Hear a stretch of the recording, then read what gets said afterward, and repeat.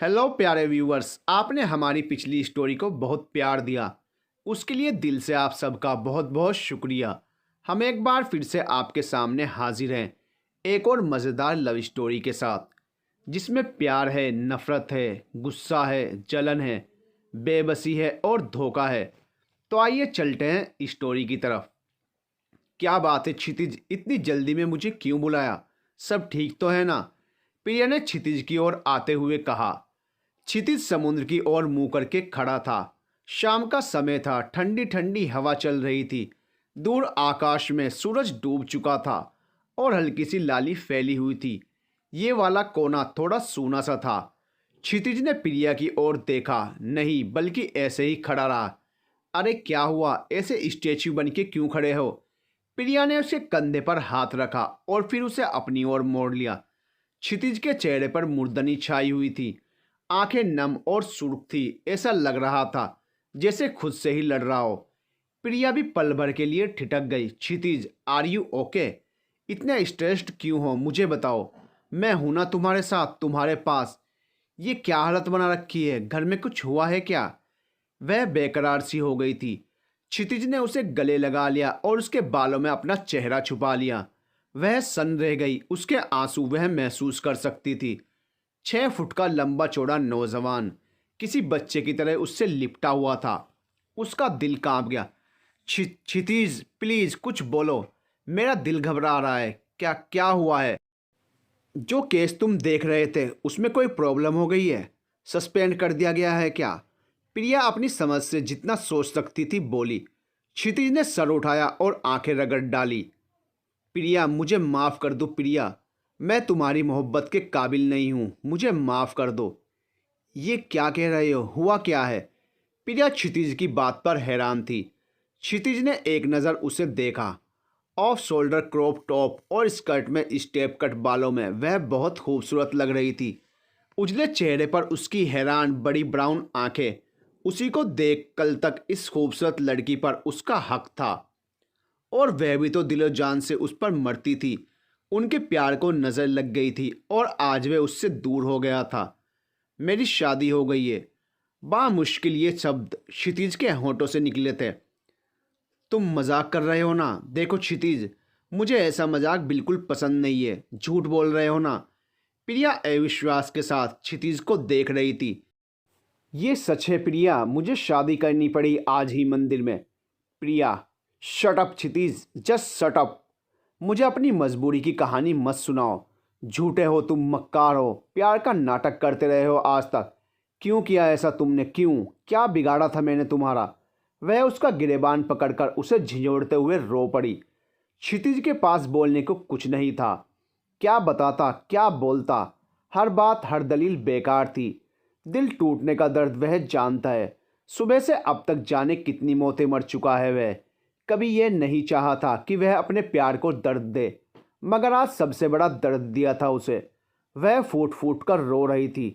क्षितिज ने उसके कंधे पर हाथ रखा तो वह बल खाकर सीधी हुई थी। Don't dare to touch me, ACP Kshitij Rajput. मुझे छूने का अधिकार खो चुके हो तुम। जिंदगी से बढ़कर चाहा था तुम्हें, मगर अब मैं बस नफरत करती हूँ तुमसे, नफरत करती हूँ। ये बोलते हुए प्रिया भागती हुई वहां से चली गई थी।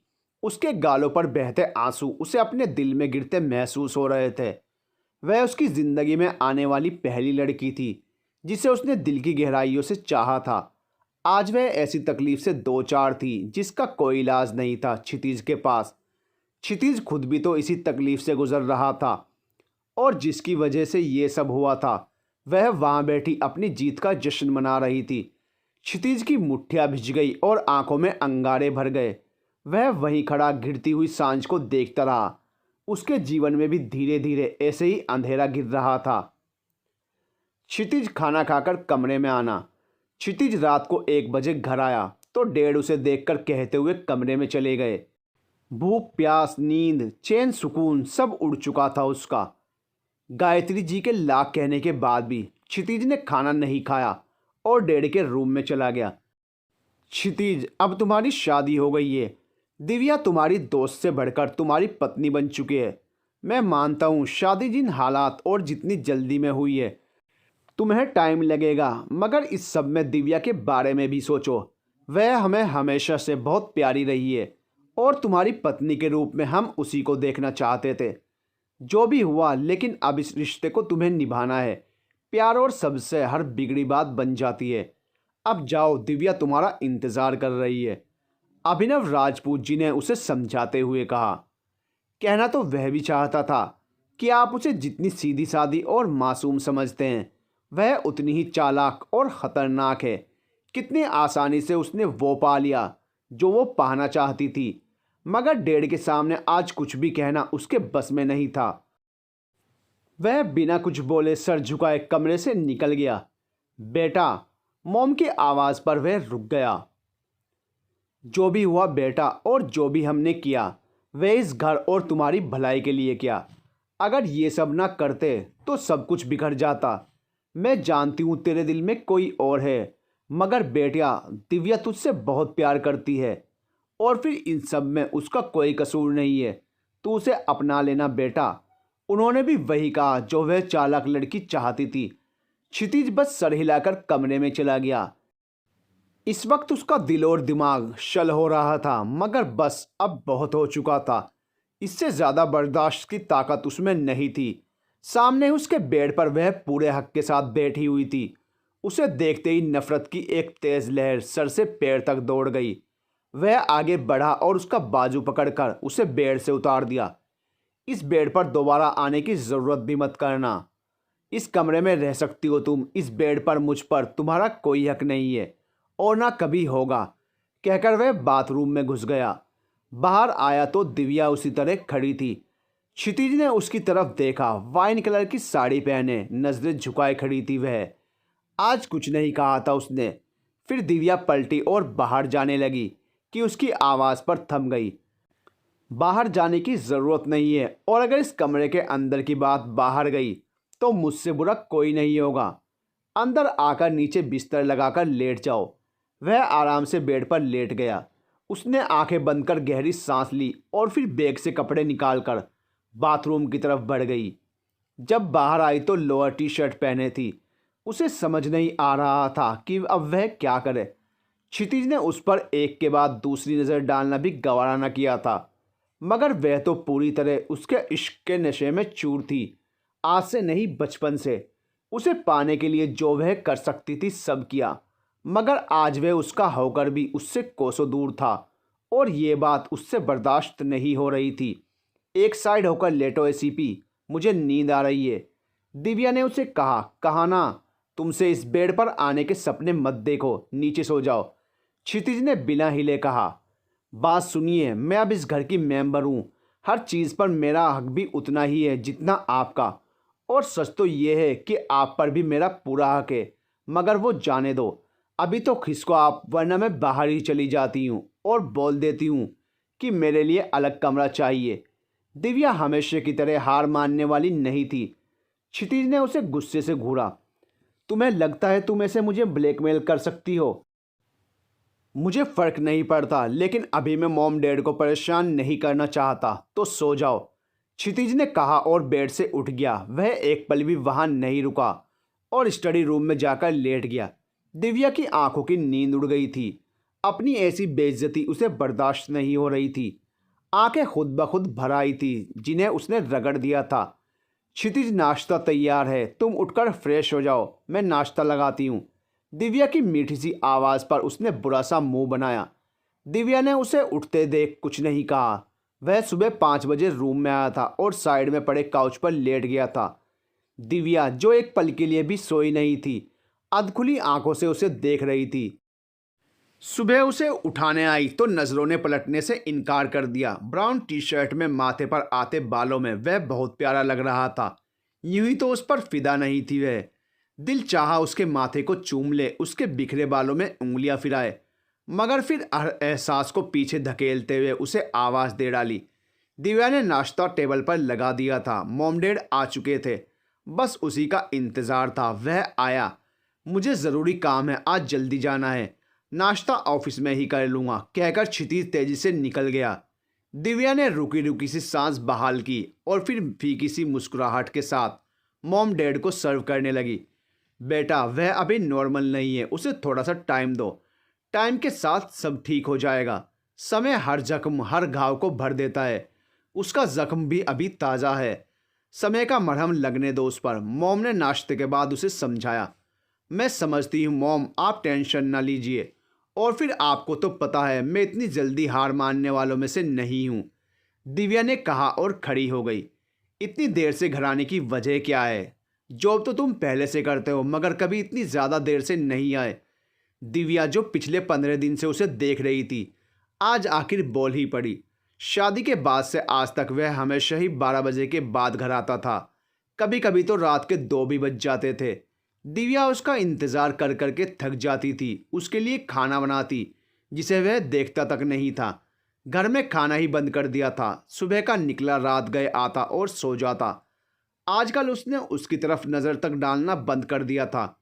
दिव्या से उसकी ये बेरुखी, ये इग्नोर करना, उसकी आंखों की नफरत, उसकी खामोशी सहन नहीं हो रही थी।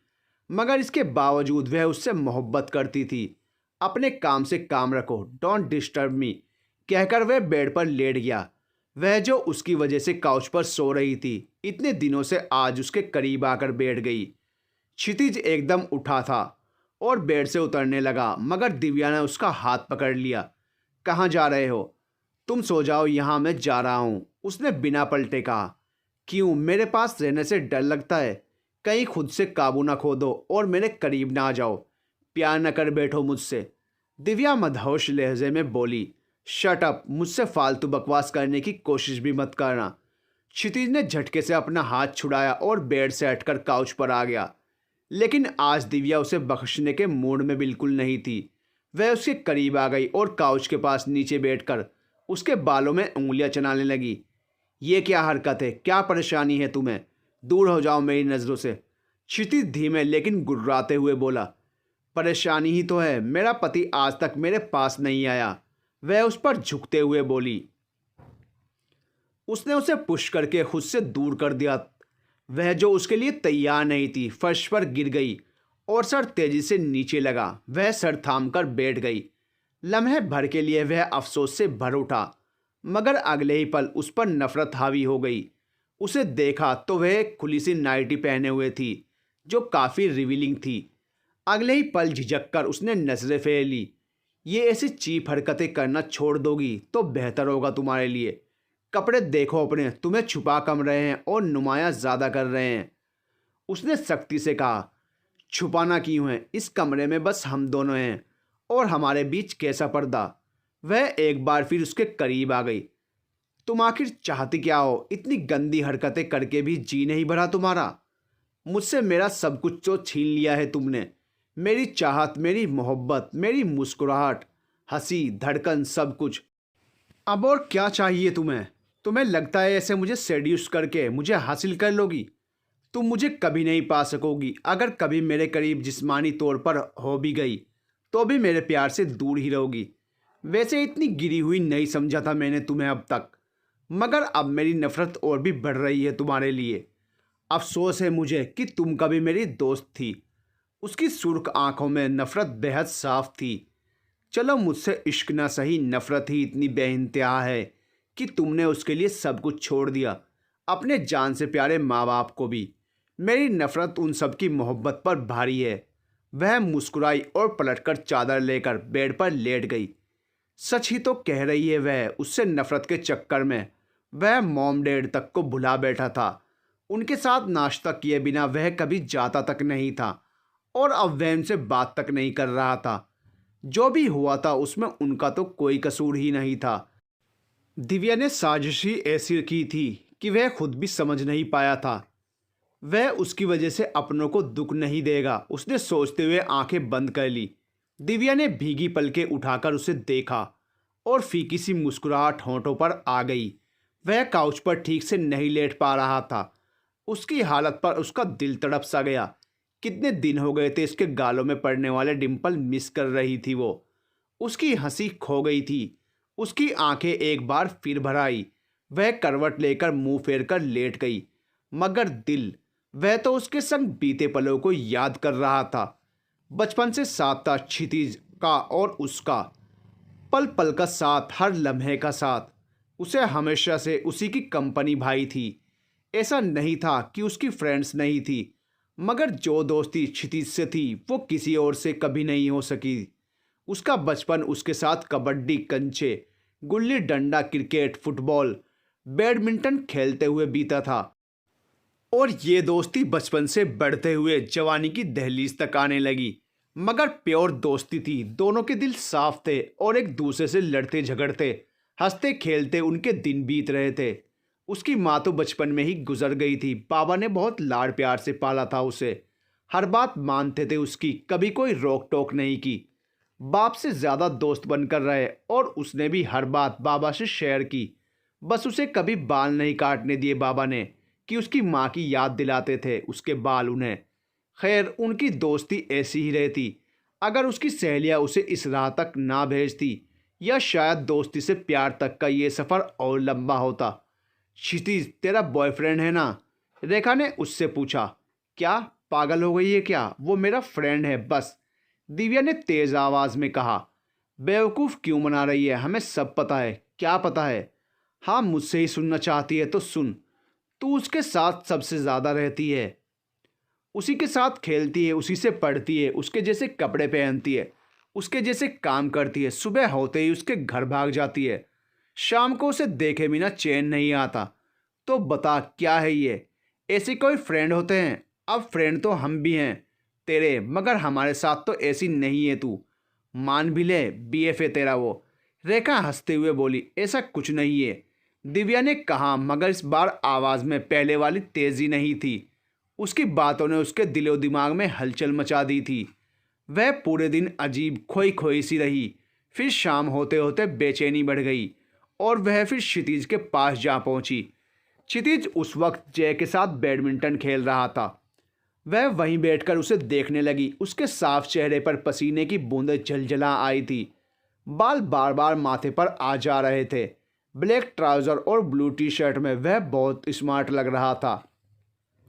तभी जय की किसी बात पर वह हंसा और उसके गालों में पड़ने वाले डिंपल उसका दिल धड़का गए। पहली बार एहसास हुआ था कि कोई लड़का इतना हैंडसम भी लग सकता है।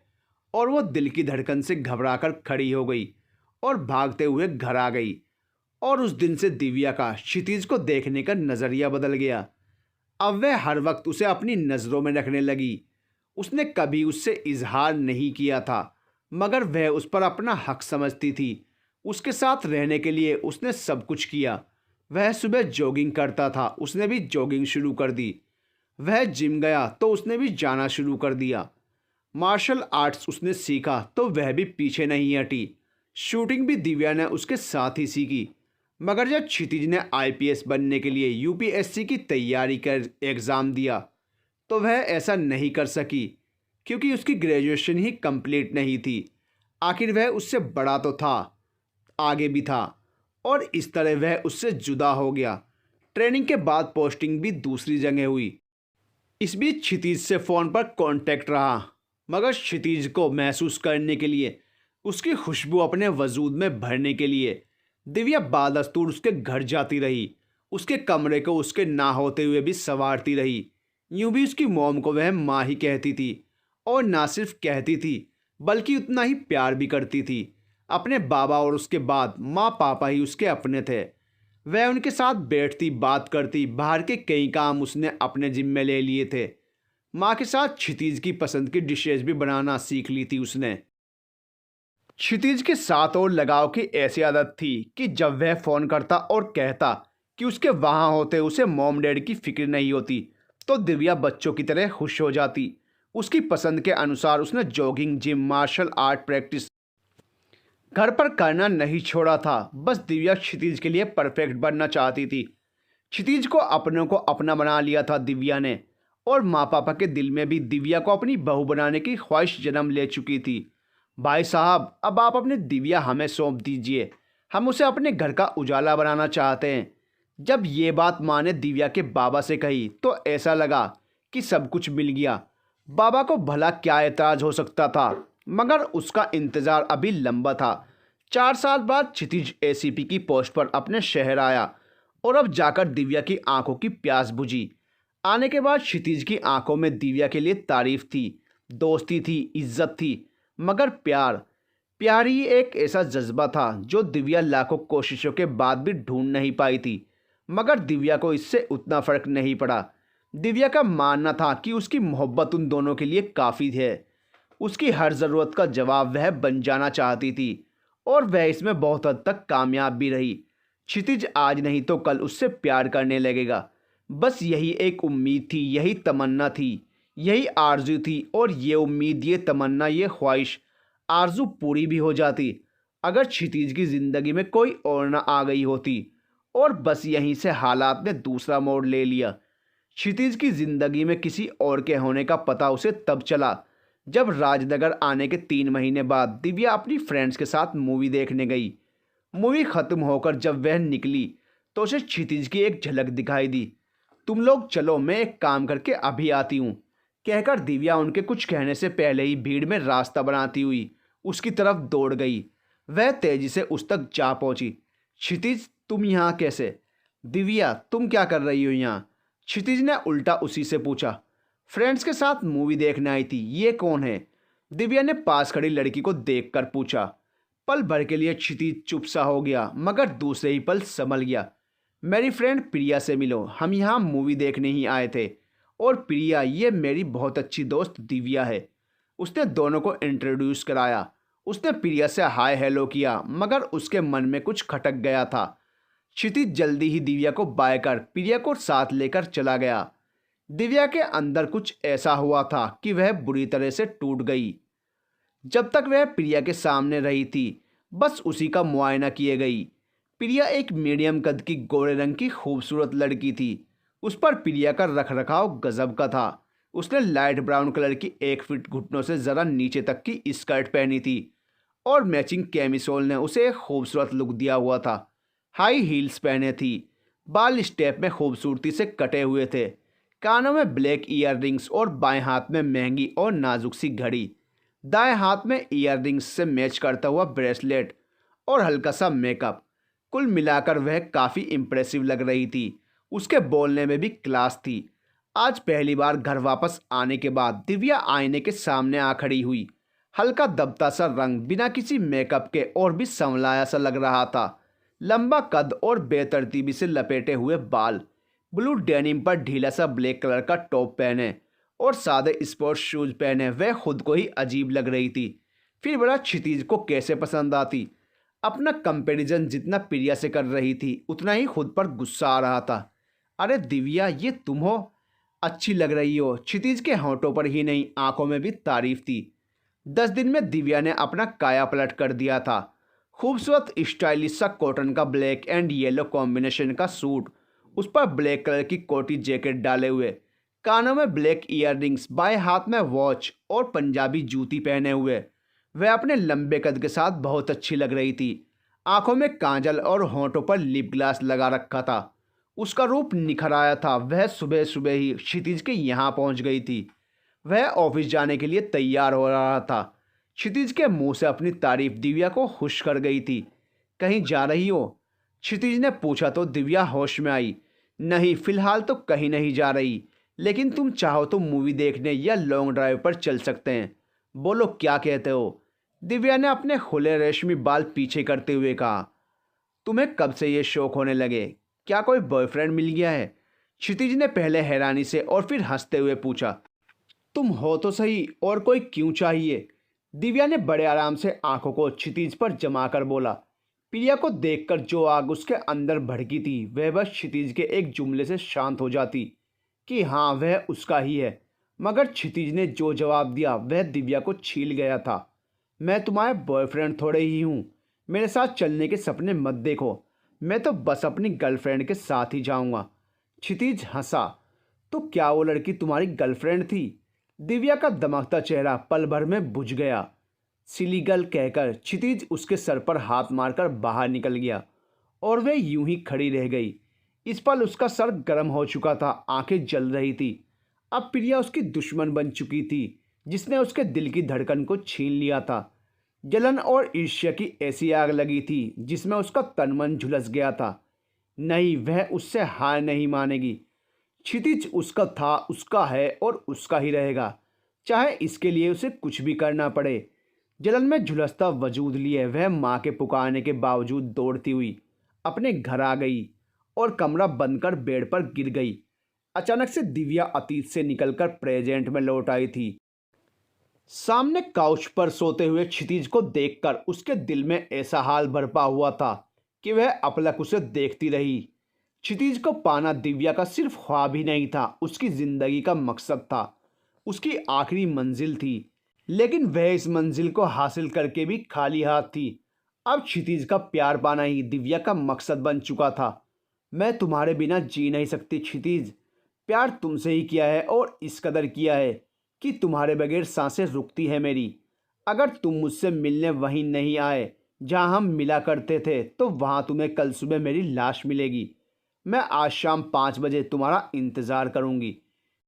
प्रिया का यह मैसेज क्षितिज सुबह से कई बार पढ़ चुका था। प्रिया को क्षितिज भी बहुत चाहता था, मगर जब से दिव्या से रिश्ता जुड़ा था तब से क्षितिज ने हर पल उसे याद करने के बावजूद भी कभी उससे कांटेक्ट नहीं रखा था। दिव्या उसकी पत्नी होने के बाद भी वह जगह नहीं पा सकी थी जो प्रिया की थी, और आज ये मैसेज इस बात का सबूत था कि प्रिया भी उसे बेइंतहा चाहती थी। मगर वह जब से यहाँ पोस्टेड हुआ था ऐसे केस में उलझा हुआ था जो बहुत कॉम्प्लिकेटेड था, और जो क्लू और थोड़े बहुत सबूत उसके हाथ लगे थे उनके हिसाब से इसमें बड़ी हस्तियाँ शामिल थी। उसे कब किस वक्त कहाँ जाना पड़ जाए पता ही नहीं होता था। और 5 बजे प्रिया, सच तो ये था कि उसका दिल भी तड़प रहा था प्रिया से मिलने के लिए, और फिर उसने दिल की बात मान ली। यूं भी प्रिया उसके लिए सबसे प्रेशियस थी।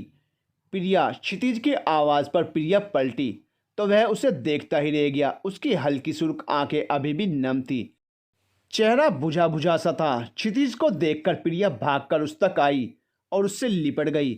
वह फ्रीज सा हो गया। उससे इस तरह सरेआम लिपटने की उम्मीद नहीं की थी उसने, वो भी इस शिद्दत से।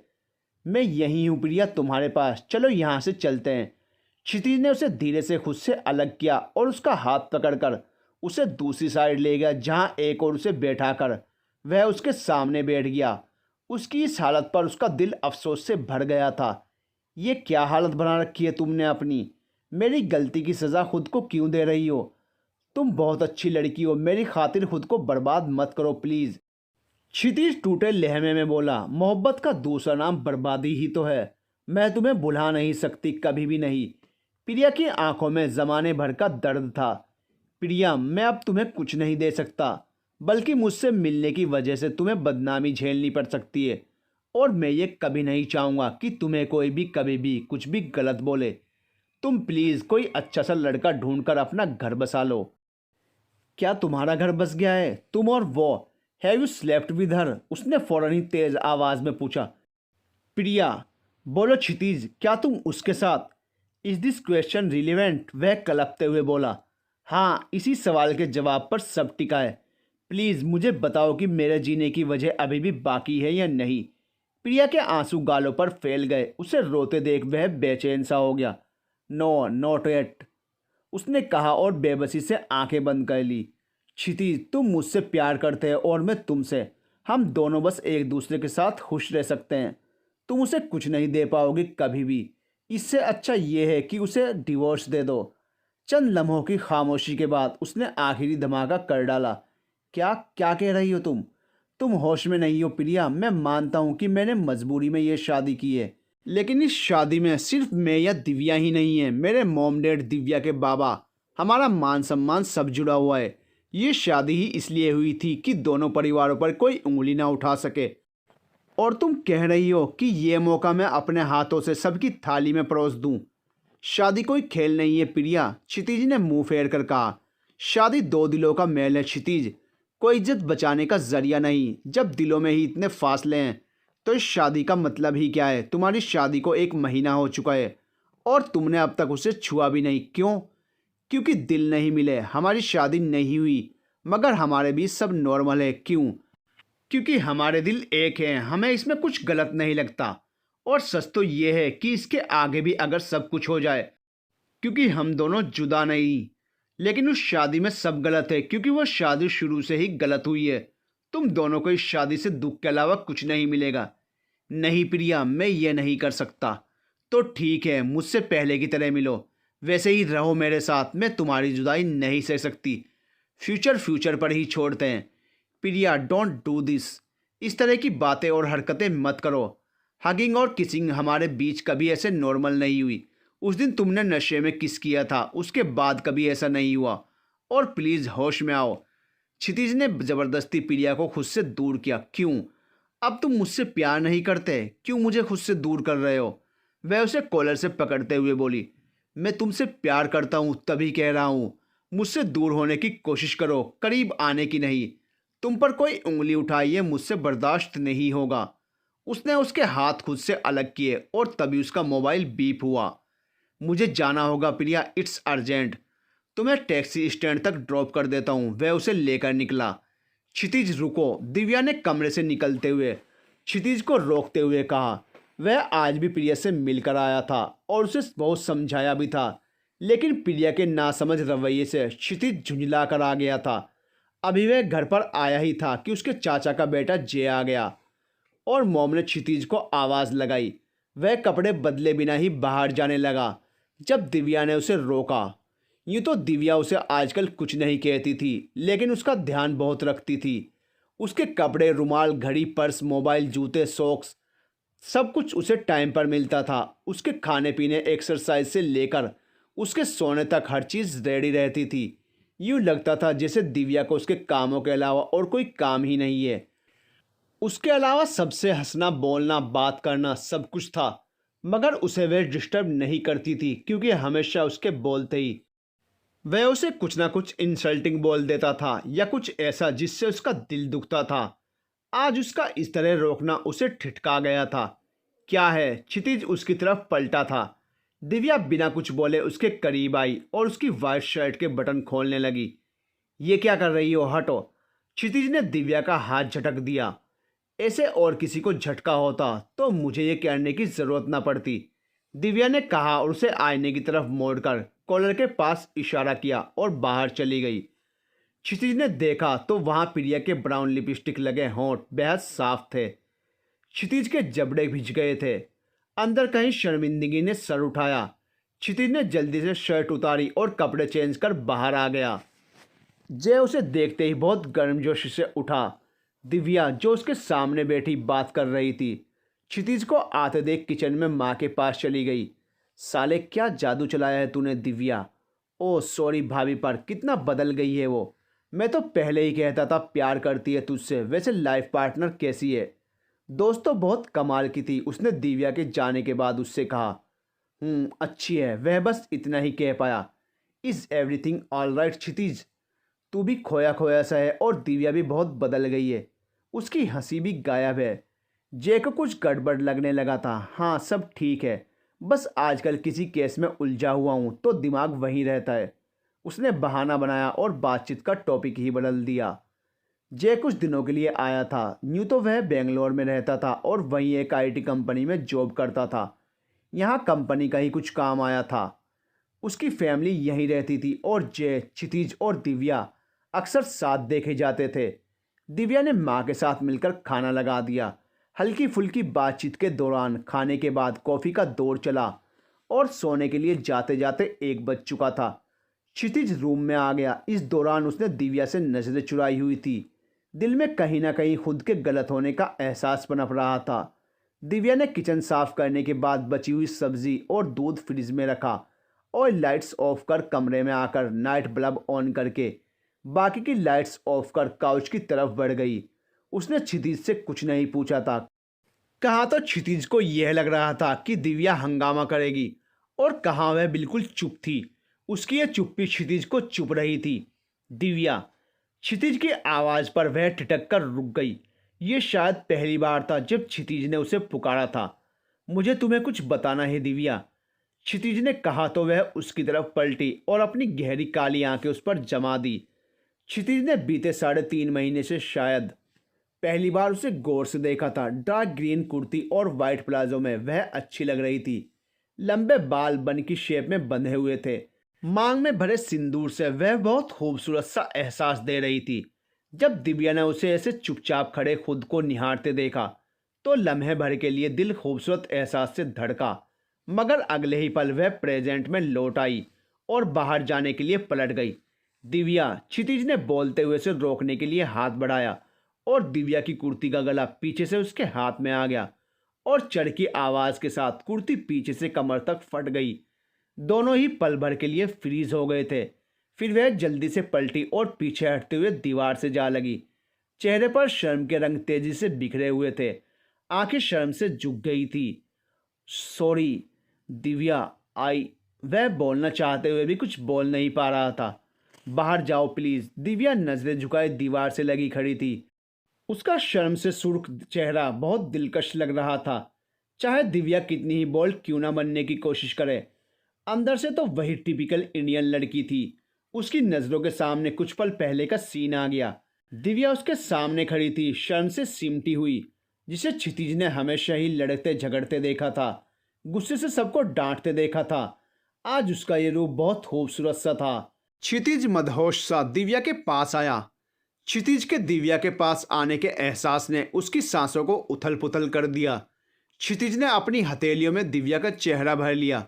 उसकी शर्म से झुकी नजरें उठी और क्षितिज की डार्क ब्राउन आंखों से उलझ गई। दिव्या ने जल्दी से उसे पीछे किया। क्षितिज प्लीज बाहर जाओ। दिव्या की आवाज ने उसे होश में ला दिया और वह तेजी से बाहर आ गया।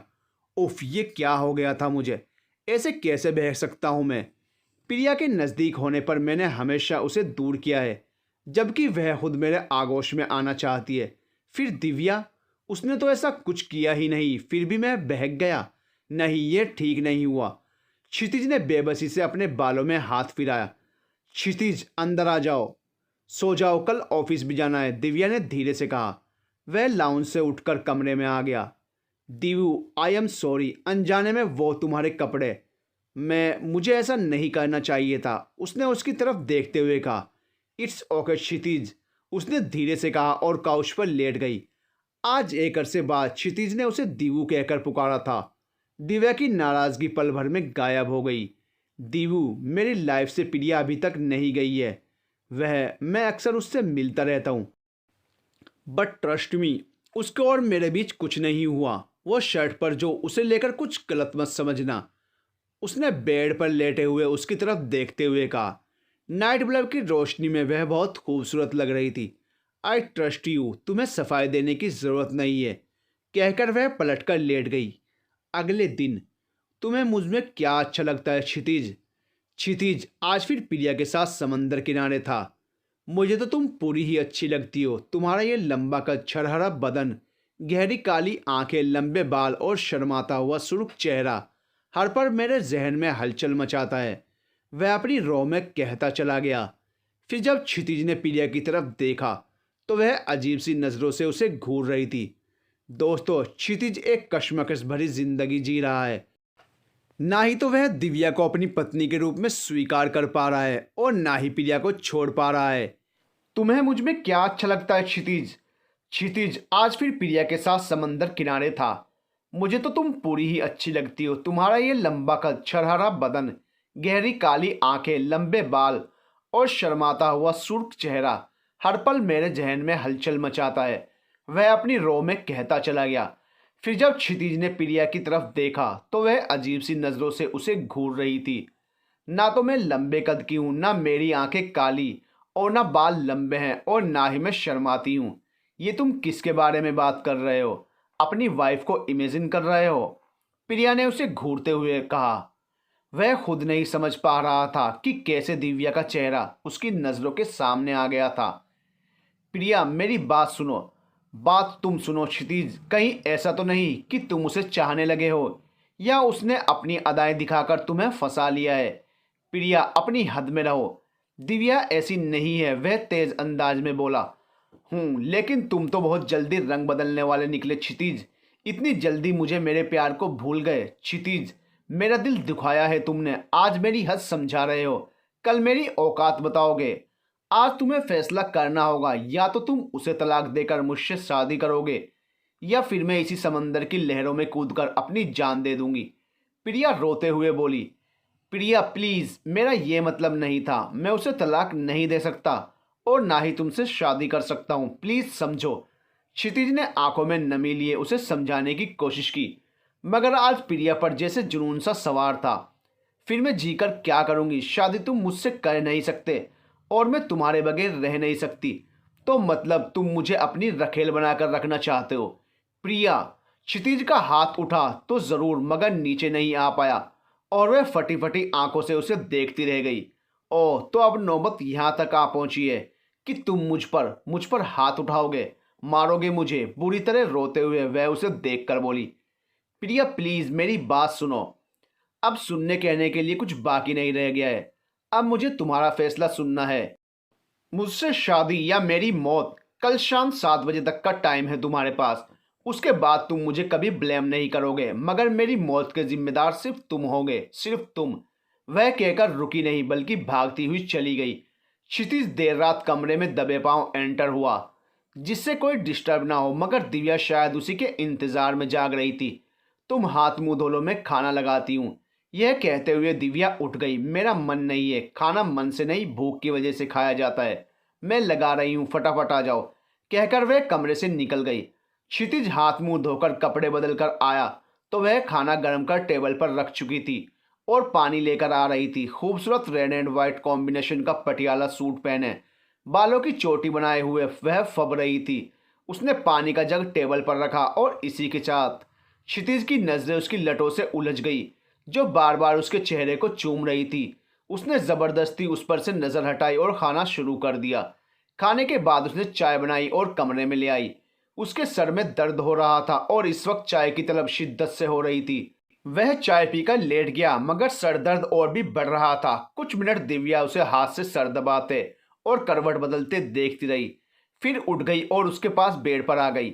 दिव्या के बेड पर आने के एहसास ने क्षितिज को जगा दिया और वह आंखें खोलकर उसे गुस्से से देखने लगा। मैं बस बाम लगाकर जा रही हूँ, इससे सर दर्द में आराम मिल जाएगा, उसने जैसे सफाई दी। मैं खुद लगा लूंगा, जाओ तुम। चुप रहो और आंखें बंद करके लेटे रहो। कुछ मांग नहीं रही हूं तुमसे और ना ही इस बेड पर कब्जा जमाने का कोई इरादा है मेरा। दिव्या का लहजा क्षितिज को तपा गया था। वह चुपचाप लेट गया। वह उसके माथे पर बाम लगाने लगी। एक सुकून सा अंदर तक उतरता चला गया और जाने का वह सो गया। थोड़ी देर बाद उसने देखा तो वह सो चुका था। नजरें उसके चेहरे पर पड़ी तो फिर जमी की जमी रह गई। उसके चेहरे पर थकान और उदासी थी। कल तक तो वह बहुत ठीक था, हंस बोल रहा था। उसे लगा था कि वह वापस जिंदगी की तरफ लौट रहा है, मगर आज आज उसके चेहरे से ताजगी गायब थी। वह वहीं बैठे बैठे उसे निहारती रही, उसके चेहरे को आंखों में बसाती रही। नींद में भी उसे किसी की आंखें खुद पर गड़ी महसूस हो रही थी। अचानक से क्षितिज ने दिव्या को दोनों बाजुओं से पकड़कर बेड पर लिटा दिया और खुद उस पर झुक गया। दिव्या का तो दिल धक से रह गया, सांसें अटक सी गई। क्षितिज, वह मरी मरी सी आवाज में बोली, क्यों क्यों करती हो ऐसे? एक वाइफ की तरह क्यों मेरे काम करती हो? क्यों मुझे समझती हो? क्यों? वह उसे देखते हुए सख्ती से पूछ रहा था। इस वक्त उसके दिमाग में प्रिया की बातें ही चल रही थी। आखिर गलती ही क्या थी प्रिया की? कुछ भी तो गलत नहीं किया था उसने। जुर्म तो उस पर हुआ था, उसका प्यार उससे छीन लिया गया था और ये सब करने वाली उसके सामने थी। और अब वह उसको उसी से छीनने चली थी। नहीं, वह ऐसा नहीं होने देगा, क्योंकि मैं तुम्हारी वाइफ हूं। दिव्या ने बिना डरे क्षितिज की आंखों में आंखें डालकर कहा। वाइफ हो? हूं, बोलो। उसकी आंखों में गुस्सा भरा था। हाँ हूं। उसकी आंखों में ना तो पछतावा था और ना ही अफसोस। वह उस पर झुकने लगा। ये क्या क्या कर रहे हो तुम? उसने जल्दी से पलकें झपकी। पति होने का हक वसूल रहा हूं, तुम पत्नी होने का फर्ज पूरा करो। क्षितिज की आवाज में नफरत थी। दिव्या ने उसे पीछे धकेलने की और खुद को छुड़ाने की कोशिश की, लेकिन वह उससे आजाद नहीं हो पाई। पहली बार उसकी आंखों में खौफ उभरा था। तुम ऐसा नहीं कर सकते, मैं कुछ भी कर सकता हूं। वह उसके बेहद करीब था, मगर तुम जैसी घटिया लड़की के मुंह नहीं लगना चाहता। उसका चेहरा गुस्से से तमतमा गया और उसे छोड़ वह हट गया। प्रिया के ही मुंह लगना चाहते हो ना? वो कौन है, क्या है, कैसी है? कभी पता किया है तुमने? दिव्या कहते हुए खड़ी हो गई। प्रिया का नाम भी मत लो अपनी गंदी जुबान से। वह तुम जैसी नहीं है, तुम्हारी तरह गलत तरीके नहीं अपनाती। वह किसी की जिंदगी बर्बाद नहीं करती, अपनी और दूसरों की इज्जत का तमाशा बनाना नहीं आता उसे। तुमने मेरी और प्रिया की जिंदगी बर्बाद कर दी है दिव्या।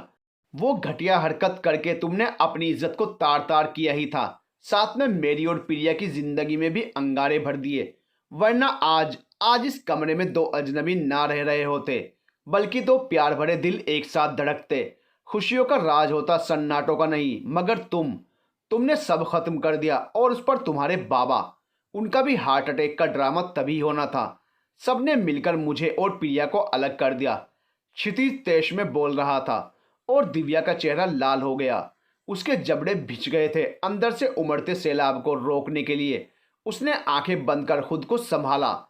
तो अब क्या चाहते हो तुम? जो हो चुका है उसे बदलना मेरे हाथ में नहीं है, मगर अब जो तुम चाहते हो शायद उसमें किसी हद तक मैं कुछ कर पाऊं।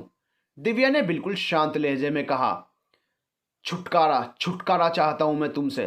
तलाक चाहिए मुझे, डिवोर्स, ताकि मैं अपनी जिंदगी प्रिया के साथ नए तरीके से शुरू कर सकूं और तुम्हारी शक्ल देखने से मुझे छुटकारा मिले। दिव्या तंज से मुस्कुराई और उसकी तरफ देखा। ठीक है, मैं तैयार हूं। बस अभी बाबा को मत बताना, मैं खुद उन्हें बता दूंगी। कहीं उनका हार्ट अटैक का ड्रामा फिर से शुरू ना हो जाए। कहते कहते उसके चेहरे पर तकलीफ और अफसोस बहुत साफ था। कहकर वह रुकी नहीं, बल्कि कमरे से बाहर चली गई। वह बाहर लॉन में आ गई। दिल भर भर कर आ रहा था। गले में आंसुओं का गोला सा अटका हुआ था। क्षितिज के सामने रोना उसे बिल्कुल गवारा नहीं था। क्या हक था उसे बाबा के लिए ऐसे बकवास करने का? जो भी हुआ उसमें बाबा का तो कोई दोष नहीं था। फिर उन्हें क्यों कहा उसने? वह बेंच पर बैठ गई और तमाम जज्बातों पर बंधा बांध एकदम से टूट गया। गरम गरम आंसू निकलकर उसके गालों को भिगोते चले गए। वह चीखना चाहती थी, चिल्लाना चाहती थी, अपने अंदर की तमाम भड़ास निकाल देना चाहती थी, मगर इस वक्त दुपट्टे को मुंह में ठूसे बेसाख्ता निकलती चीखों का गला घोंट रही थी। माना कि गलती थी उसकी, लेकिन क्या इतनी बड़ी थी कि हर पर मलती रहे वह? और अपने ऊपर किया हर सितम तो वह हंसकर या खामोशी से या जवाब देकर सह रही थी। मगर बाबा, उनके लिए क्षितिज के मुंह से निकले शब्द उसे खंजर की तरह भेद गए थे। क्यों उस दिन ऐसा किया था दिव्या ने? रोते रोते वह अतीत में डूब गई थी। 4 महीने पहले। यार, वो मुझे नहीं चाहता, उसकी जिंदगी में कोई और है। दिव्या ने रेखा और राजन से कहा। राजन रेखा का बॉयफ्रेंड था और उनका रिश्ता भी पक्का हो चुका था। जल्दी ही उनकी सगाई होने वाली थी, क्योंकि दिव्या की उन दोनों के साथ बहुत अच्छी बनती थी। वह उन्हें क्षितिज के बारे में बता रही थी कि वो लोग जानते थे पिछले 4 साल का दिव्या का इंतजार और बरसों का प्यार था। हर पल हर लम्हा उसके ना होते हुए भी उसके जिक्र में बिताना, उसकी याद में बिताना। उसने कहा, और तूने मान लिया है? रेखा ने पूछा। उसने तो फ्रेंड बताकर इंट्रोड्यूस कराया था, मगर वो लड़की, वो सिर्फ दोस्त नहीं थी यार। पहले तो मुझे बहुत गुस्सा आया, मगर फिर मैंने सोचा क्षितिज भी तो उसे चाहता होगा। दिव्या मायूस थी। ज़्यादा दिमाग मत लगाया कर अपना। अच्छा ये बता, तूने उसे बताया कि तू उसे प्यार करती है? राजन ने पूछा। नहीं। अब क्या बताना? दिव्या के चेहरे पर उदासी छाई थी। सुन, तू उसे बता दे कि तू उसे बहुत प्यार करती है। हो सकता है कि ये तेरा वहम हो और वह भी तुझसे ना कह पा रहा हो, लेकिन लेकिन वेकिन कुछ नहीं। तू बस उसे आई लव यू बोल दे, रेखा ने दिव्या से कहा। कैसे बोलूं? उसके सामने बोला ही नहीं जाता ये सब। बाकी कुछ भी करवा लो, मगर उसे आई लव यू ना बाबा, हिम्मत ही नहीं होती। दिव्या ने बेचारगी से कहा। हाँ, अभी किसी का सर फोड़ना होता तो मैडम दौड़ के जाती और एक आई लव यू नहीं बोल सकती। रेखा ने तंज मारा। सुन, एक आइडिया है, तू 2 पेग लगा ले, फिर सारा डर गायब। राजन ने हंसकर कहा। हाँ, ये ठीक है। थोड़ी देर सोचकर बोली। फिर 2 दिन बाद राजन और रेखा के साथ दिव्या शाम को क्षितिज के पीछे पीछे एक क्लब में जा पहुंची और फिर वह उसके पास जा पहुंची। क्षितिज उसे देखकर चौंक गया था और उसे धीरे से डपट कर जाने को कहा, मगर वह ढिठाई से वहीं खड़ी हो गई। क्षितिज के लिए आई ड्रिंक दिव्या एक के बाद एक 2 पी गई। उसने पहले कभी नहीं पी थी और पहली बार पी तो बुरी तरह लड़खड़ा रही थी। तुम जाओ यहां से अभी। क्षितिज बुरी तरह गुस्से में था। इस वक्त वह सादे कपड़ों में वहां था। जाहिर था कि किसी पर्पज की वजह से, मगर दिव्या तो बस उससे इजहार करना चाहती थी, तो ये सब नहीं सोच पा रही थी। रेखा और राजन उन दोनों को साथ देख वहां से खिसक गए थे। वह नाराज होकर उसके पास से हट गई और डांस फ्लोर पर चली गई।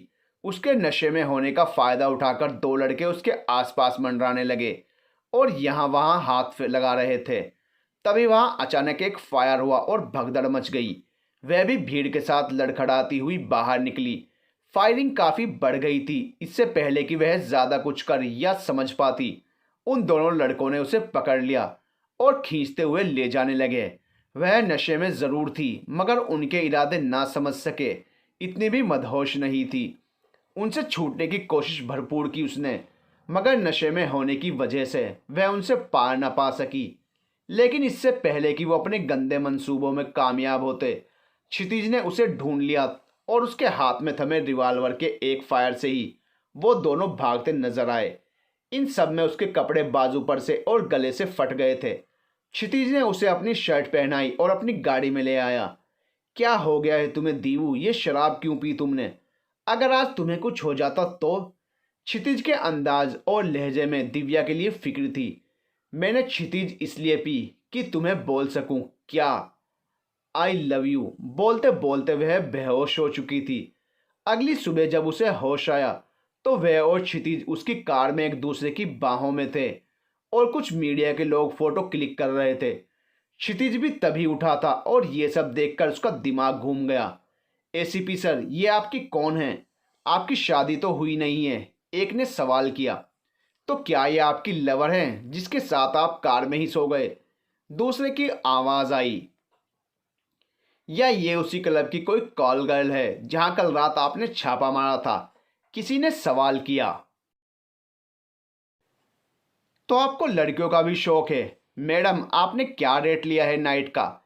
या आपको बचाने की एवज में आप इनके साथ सोई हैं? एक से एक बेहुदा घटिया सवालात की बौछार उन पर हो रही थी। दिव्या की तो आवाज ही गुम हो गई थी। कुछ भी बोलने से पहले वह बाजारू बना दी गई थी।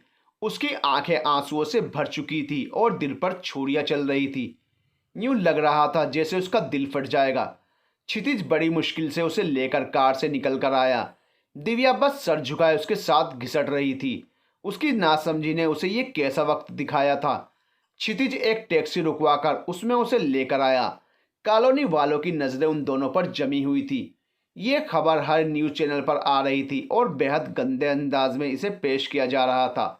लो भाई, आ गए दोनों। धीरे बोलो भाभी, पुलिस वाला है। पुलिस वाला है तो क्या बहन बेटियों की इज्जत उतरने देंगे? सोने भेज देंगे इसके साथ? रही सही कसर पहनी हुई क्षितिज की शर्ट ने पूरी कर दी थी। अरे वो तो मर्द है, इसे क्यों ना लाज आई? देख तो उसकी कमीज पहने हुए अपने कपड़े क्या फाड़ दिए। उसी ने फाड़े होंगे। हर तरफ से उछलते ये जुमले उसका दिल चीर रहे थे। दिव्या को मालूम था कि ये सारी गलती उसकी अपनी है। क्या जरूरत थी राजन के मजाक को सीरियसली लेकर शराब पीने की? इसीलिए तो नशा बुरा कहा जाता है। अगर उसने ना पी होती तो ये सब ना होता। उन जैसे चार पांच लड़कों पर तो वह अकेली ही भारी थी, मगर नशे ने उसे कमजोर बना दिया था। अगर नशे में ना होती। मगर अब ये सब सोचने का वक्त निकल चुका था। घर पहुंची तो बाबा नहीं थे। पता चला उन्हें अभी हॉस्पिटल लेकर गए हैं। जल्दी से कपड़े चेंज कर क्षितिज के साथ दिव्या वहां पहुंची तो पता चला बाबा को माइनर हार्ट अटैक आया था। क्षितिज के माँ पापा भी वहीं पर थे। शर्मिंदगी का एहसास कचोके लगा रहा था। किसी से नजरें मिलाने के लायक नहीं रही थी वह, और वहीं उनकी किस्मत का फैसला हो गया। मेरा क्षितिज हाथ थामेगा दिव्या का। पापा का यह जुमला क्षितिज को बेचैन कर गया। जाने फिर अकेले में माँ पापा ने क्षितिज को क्या कहा कि घर लौटने से पहले उसकी मांग में क्षितिज के नाम का सिंदूर था। लेकिन इम्तिहान इतने पर ही खत्म नहीं हुए थे दिव्या के।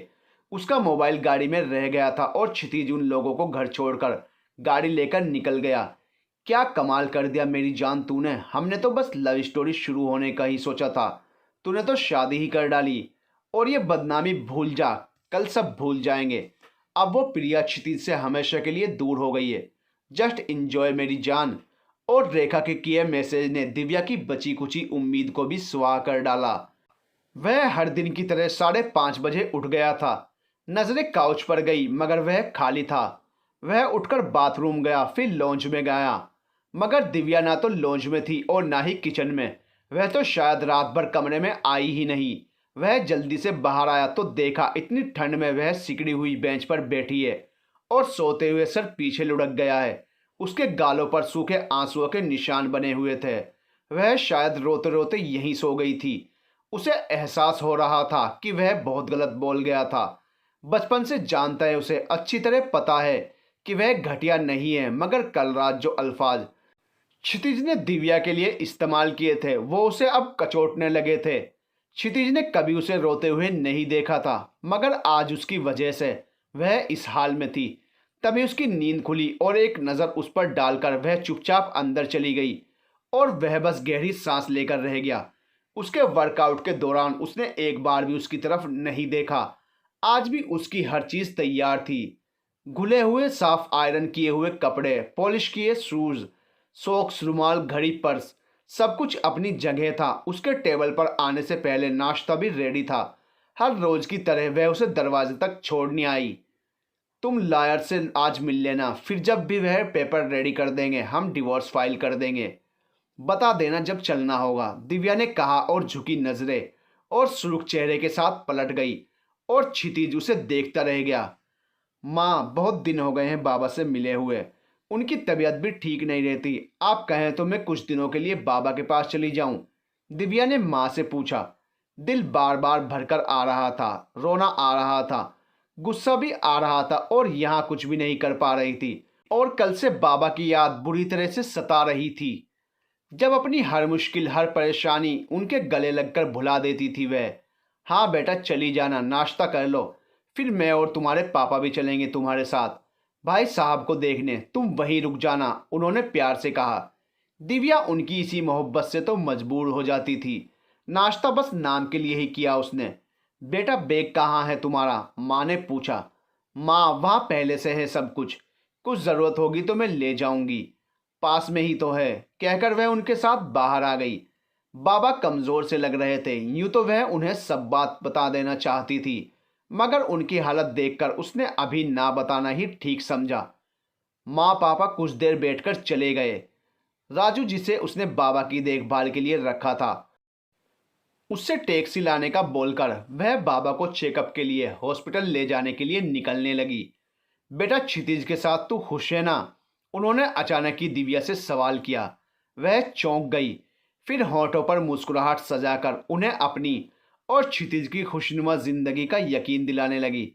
हाँ बाबा, बहुत खुश हूँ। क्षितिज बहुत ध्यान रखते हैं मेरा, बहुत अच्छे हैं मेरे साथ। अब चलिए, आप बहुत कमज़ोर हो गए हैं, लगता है राजू ध्यान नहीं रखता आपका। उसने बात पलटी। बेटा, अब तो तेरी माँ से मिलने का समय हो गया है, बस तू खुश है, इससे ज़्यादा और क्या चाहिए मुझे। भगवान तुम दोनों की जोड़ी बनाए रखे। क्या बाबा, कैसी बातें कर रहे हैं आप? अभी तो आप बहुत जिएंगे। वह उनसे बातें करते हुए उनका चेकअप कराने ले गई। चेकअप करने के बाद डॉक्टर ने उनकी कंडीशन सही नहीं बताई, हालत ठीक नहीं थी। वह और भी बुरी तरह परेशान हो गई।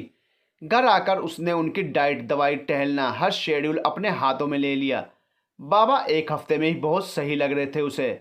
एक हफ्ता पहले जब मिलकर गई थी तो बिल्कुल डाउन थे, मगर वह उन्हें नहीं खो सकती थी। दिव्या, पानी देना। रूम में आकर उसने कबर्ड से कपड़े निकालते हुए पानी मांगा, मगर थोड़ी देर तक भी ना तो कोई जवाब आया और ना ही पानी। वह समझ गया था कि वह बहुत नाराज है। जलती हुई आंखों को मूंद कर वह बैठ गया, फिर साइड में रखा पानी पिया और फ्रेश होकर किचन की तरफ बढ़ गया। आज उसकी नाराजगी से उसे फर्क पड़ रहा था, वह कहीं भी नहीं थी। बेटा, खाना गर्म कर देती हूँ, तुम 2 मिनट बैठो, मॉम किचन से आते हुए बोली। रात के 11 बज रहे थे। वह चौंक गया। शादी के बाद से आज तक कभी मॉम उसके होते हुए रात में उसके लिए इंतजार करती नहीं मिली थी। नहीं मॉम, मैंने बाहर ही खा लिया था। दीवू कहाँ है? उसने पूछा। वो अपने बाबा के पास गई है, कह रही थी बहुत दिन हो गए तो कुछ दिनों के लिए रह आती हूँ। तेरे लिए चाय बनाऊं? उन्होंने बताते हुए पूछा। नहीं मॉम, मैं सोने जा रहा हूँ। वह रूम में आ गया था। सारा कमरा सूना सूना लग रहा था। आज दिव्या के वजूद की गर्माहट, उसकी चूड़ियों की खनखनाहट, उसकी सांसों की खुशबू, सब मिस कर रहा था वह। उसके होने का एहसास भी अजीब था। जब होती थी तो कड़वाहट से भर जाता था, और आज जब नहीं थी तो सब फीका फीका सा था। कल अनजाने में कही उसकी बातों ने उसे सोचने का एक नया ढंग दिया था, और उसके दिमाग पर पड़े जाले हटने से लगे थे। प्रिया को उसने बता दिया था कि वह बहुत जल्द डिवोर्स लेकर उससे शादी कर लेगा, और वह खुश हो गई थी। मगर वह खुद ना खुश हो पा रहा था, ना संतुष्ट। दिव्या के चेहरे का दर्द और अफसोस उसे बेसुकून कर रहा था। वह खड़ा हो गया और ड्रेसिंग पर रखे उसके सामान देखने लगा। उसका सिंदूरदान, उसकी बिंदी सब वहीं थी, बस वह नहीं थी। अलमारी खोली तो उसके कपड़े सामने थे, सब कुछ था, बस वह नहीं थी। अपने दिल की हालत वह समझ नहीं पा रहा था। आज प्रिया के साथ होते हुए भी वह उससे जैसे कोसों दूर खड़ा था। क्या दिव्या उस पर, उसके जज्बातों पर हावी हो चुकी थी? सोचते हुए वह आंखें बंद करके लेट गया। क्षितिज, तुमसे बहुत प्यार करती हूं मैं, मगर तुमने कल जो कहा वो नहीं कहना चाहिए था। बाबा को कुछ नहीं कहना था क्षितिज। सारी दुनिया ने मुझे घटिया, जलील, गिरी हुई, बदचलन जैसे लफ्जों से नवाजा, मगर जो तकलीफ तुम्हारे कहने से हुई वह पहले कभी नहीं हुई। मगर अब मैं वापस नहीं जाऊंगी। सोचते हुए उसने बाबा को देखा और उन्हें सोता देखकर आंखें मूंद ली। लेकिन आज नींद ना क्षितिज की आंखों में थी और ना ही दिव्या की। दोनों ही करवटें बदल रहे थे, मगर नींद आज एक जोड़ी आंखों की ओर उड़ी हुई थी, और वो आंखें प्रिया की थी। बाबा, बाबा, क्या हुआ आपको? वह बाबा को पसीने पसीने, सीना पकड़े देख चिल्ला पड़ी। यहाँ आए हुए उसे 5वां दिन था। अभी वह उनके लिए दलिया बनाकर ला रही थी कि उनकी हालत देखकर उसके होश उड़ गए। राजू, राजू, जल्दी टैक्सी ला, उसने राजू को बोला और उनके पास बैठकर उनके सीने पर हाथ फेरने लगी। दीदी, टैक्सी नहीं मिलेगी इस समय, उसने जल्दी से पापा को फोन कर बताया, और 2 मिनट बाद ही क्षितिज माँ और पापा के साथ वहां खड़ा था। उसे इस वक्त बस बाबा की फिक्र थी। बहुत जल्दी उन्हें अस्पताल ले जाया गया। दीवू, क्षितिज का साथ कभी मत छोड़ना, तुम दोनों हमेशा साथ। इतना कहते कहते उनकी सांस उखड़ने लगी। उन्हें इमरजेंसी में ले जाया गया, मगर रात के 2 बजते बजते वह इस दुनिया को अलविदा कह गए। दिव्या बिल्कुल गुम हो चुकी थी। उसकी हालत ऐसी थी जैसे किसी ने उसके जीने की आखिरी उम्मीद भी छीन ली हो। वह शांत थी, उसकी आंखें बिल्कुल सूखी थी, उनमें आंसू का एक कतरा भी नहीं था। बाबा की विदाई का वक्त हो चला था, मगर वह उनके पास से एक पल को भी नहीं हटी थी। कभी उनके गालों पर हाथ फेरती, कभी आंखों पर, प्यार से उनके बाल सहलाती, मगर एक आंसू नहीं रोया दिव्या ने। इस वक्त क्षितिज को बहुत अफसोस हो रहा था कि उसने क्या बोल दिया था, मगर अब वक्त हाथों से निकल चुका था। उसने जब भी उसके पास जाने की और बात करने की कोशिश की, उसने उसे ऐसी निगाहों से देखा कि वह शर्म से गड़कर रह गया। उसकी चुप्पी तब टूटी जब बाबा को ले जाने लगे। ये क्या कर रहे हो तुम लोग? कहाँ ले जा रहे हो मेरे बाबा को? बाबा तकलीफ में हैं, उन्हें आराम करने दो। छोड़ो, मैं कहती हूँ, छोड़ो उन्हें। पापा, बाबा को मेरे पास रहने दो प्लीज। माँ, रोको इन लोगों को। मेरे बाबा को कहाँ ले जा रहे हैं? उसे संभालना मुश्किल हो रहा था। उन्हें ले जाते देख वह पहली बार तड़प तड़प कर रो पड़ी और उनके साथ ही चल पड़ी। मुखाग्नि कौन देगा? पंडित जी ने आवाज लगाई। मैं दूंगी अपने बाबा को मुखाग्नि, उसने पुख्ता अंदाज में कहा। लेकिन लड़कियां ये काम नहीं कर सकती। बेटा क्षितिज दे देगा मुखाग्नि। नहीं पापा, वो मेरे बाबा थे और मैं उनकी बेटी से ज्यादा बेटा थी, इसलिए मुखाग्नि तो मैं ही दूंगी। और उसने आगे बढ़कर आग का वह अलाव थाम लिया। क्षितिज की नजरों में पछतावा बहुत साफ देखा जा सकता था, मगर वह जैसे हर एहसास फरामोश कर चुकी थी। धीरे धीरे सब लोग चले गए। उसके और राजू के अलावा अब बस वहां माँ, पापा और क्षितिज थे। वह रो रो कर होश खो चुकी थी, और बड़ी मुश्किल से माँ ने उसे अंदर कमरे में लिटाया। वह अभी यहाँ से जाने के लिए तैयार नहीं थी, इसलिए माँ ने वहीं रुकने का फैसला किया। बेटा, अब तो भाई साहब की 13वीं भी हो गई है, अब घर चल। 13वीं के बाद माँ ने उसे चलने के लिए कहा। नहीं माँ, मैं यहीं रहूंगी, आप घर चली जाइए, उसने कहा। मैं मानती हूँ बच्चे कि भाई साहब का इस तरह चले जाना एक बड़ा सदमा है। उससे उबरने में बहुत वक्त लगेगा, लेकिन बेटा इस तरह तो जिंदगी नहीं चलती, और तुम कब तक यहाँ रह सकती हो, घर तो जाना ही होगा ना। उन्होंने बड़े ही मीठे लहजे में उसे समझाया। माँ, अगर मैं कहूँ कि मुझे अब कभी वापस नहीं जाना, मैं हमेशा के लिए वो घर छोड़ आई हूँ तो? दिव्या, तुम्हारा झगड़ा हुआ है क्षितिज से? उससे लड़कर आई थी तुम यहाँ? कहीं भाई साहब को इसी वजह से तो हार्ट अटैक? नहीं मान नहीं, बाबा को कुछ नहीं पता था, वो बहुत सुकून से गए। बहुत विश्वास था उन्हें कि क्षितिज मुझे बहुत प्यार करते हैं, बहुत ध्यान रखते हैं मेरा। हर दुख, हर तकलीफ, हर दर्द मुझ तक पहुंचने से पहले ही रोक लेते हैं। और मैंने उनका ये गुमान, ये इत्मीनान, ये सुकून मरते दम तक बना कर रखा है। बाहर खड़े क्षितिज को पछतावा घेरने लगे थे। तो बेटा, जो भी परेशानी है वो हम सब मिल बैठ कर सुलझाएंगे। मुझे बता क्या किया है उस नालायक ने। तेरे सामने ही दो जूते लगाऊंगी। मगर बेटा घर चल। वह हर मुमकिन कोशिश कर रही थी उसे ले जाने की। माँ, क्षितिज की कोई गलती नहीं है, और ना ही मैंने ऐसा कोई झगड़ा किया है। मगर मैं वापस नहीं जाऊंगी, वह कहते हुए दीवार पर लगी बाबा की तस्वीर देखने लगी। कुछ देर के लिए खामोशी छा गई। वह काफी देर तक कोई जवाब न पाकर पलटी और सामने क्षितिज को खड़ा पाया। माँ कब चली गई थी पता ही नहीं चला। आई एम सॉरी दीवू, प्लीज मुझे माफ कर दो, घर चलो प्लीज। हमने वह उसे अपनी तरफ देखता पाकर बोलते हुए उसकी तरफ बढ़ा। रुक जाइए मिस्टर क्षितिज राजपूत, आप भूल रहे हैं कि मैं आपकी दोस्त दीवू नहीं, दुनिया की नज़रों में आपकी पत्नी का रोल निभाती आपकी दुश्मन दिव्या हूँ। आप माँ बाप की नज़रों में खुद को अच्छा साबित करने के लिए दिव्या नाम का जहर पीने पर मजबूर हो रहे हैं, लेकिन अब आपको ऐसा करने की ज़रूरत नहीं है।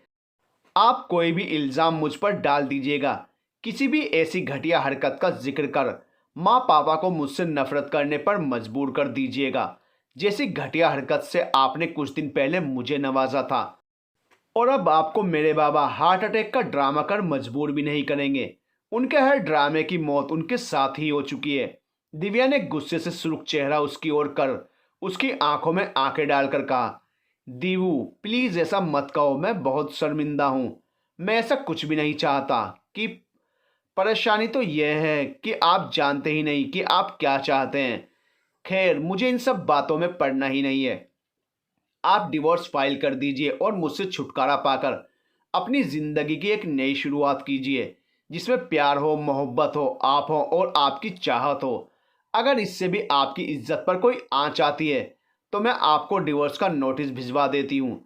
आज तक की खामोशी जब टूटी थी तो हर लफ्ज़ जहर बुझे खंजर की तरह उसके होंठों से निकलकर क्षितिज के सीने में लग रहा था। मुझे माफ़ कर दो दीवू, मैं तुम्हें समझ नहीं पाया।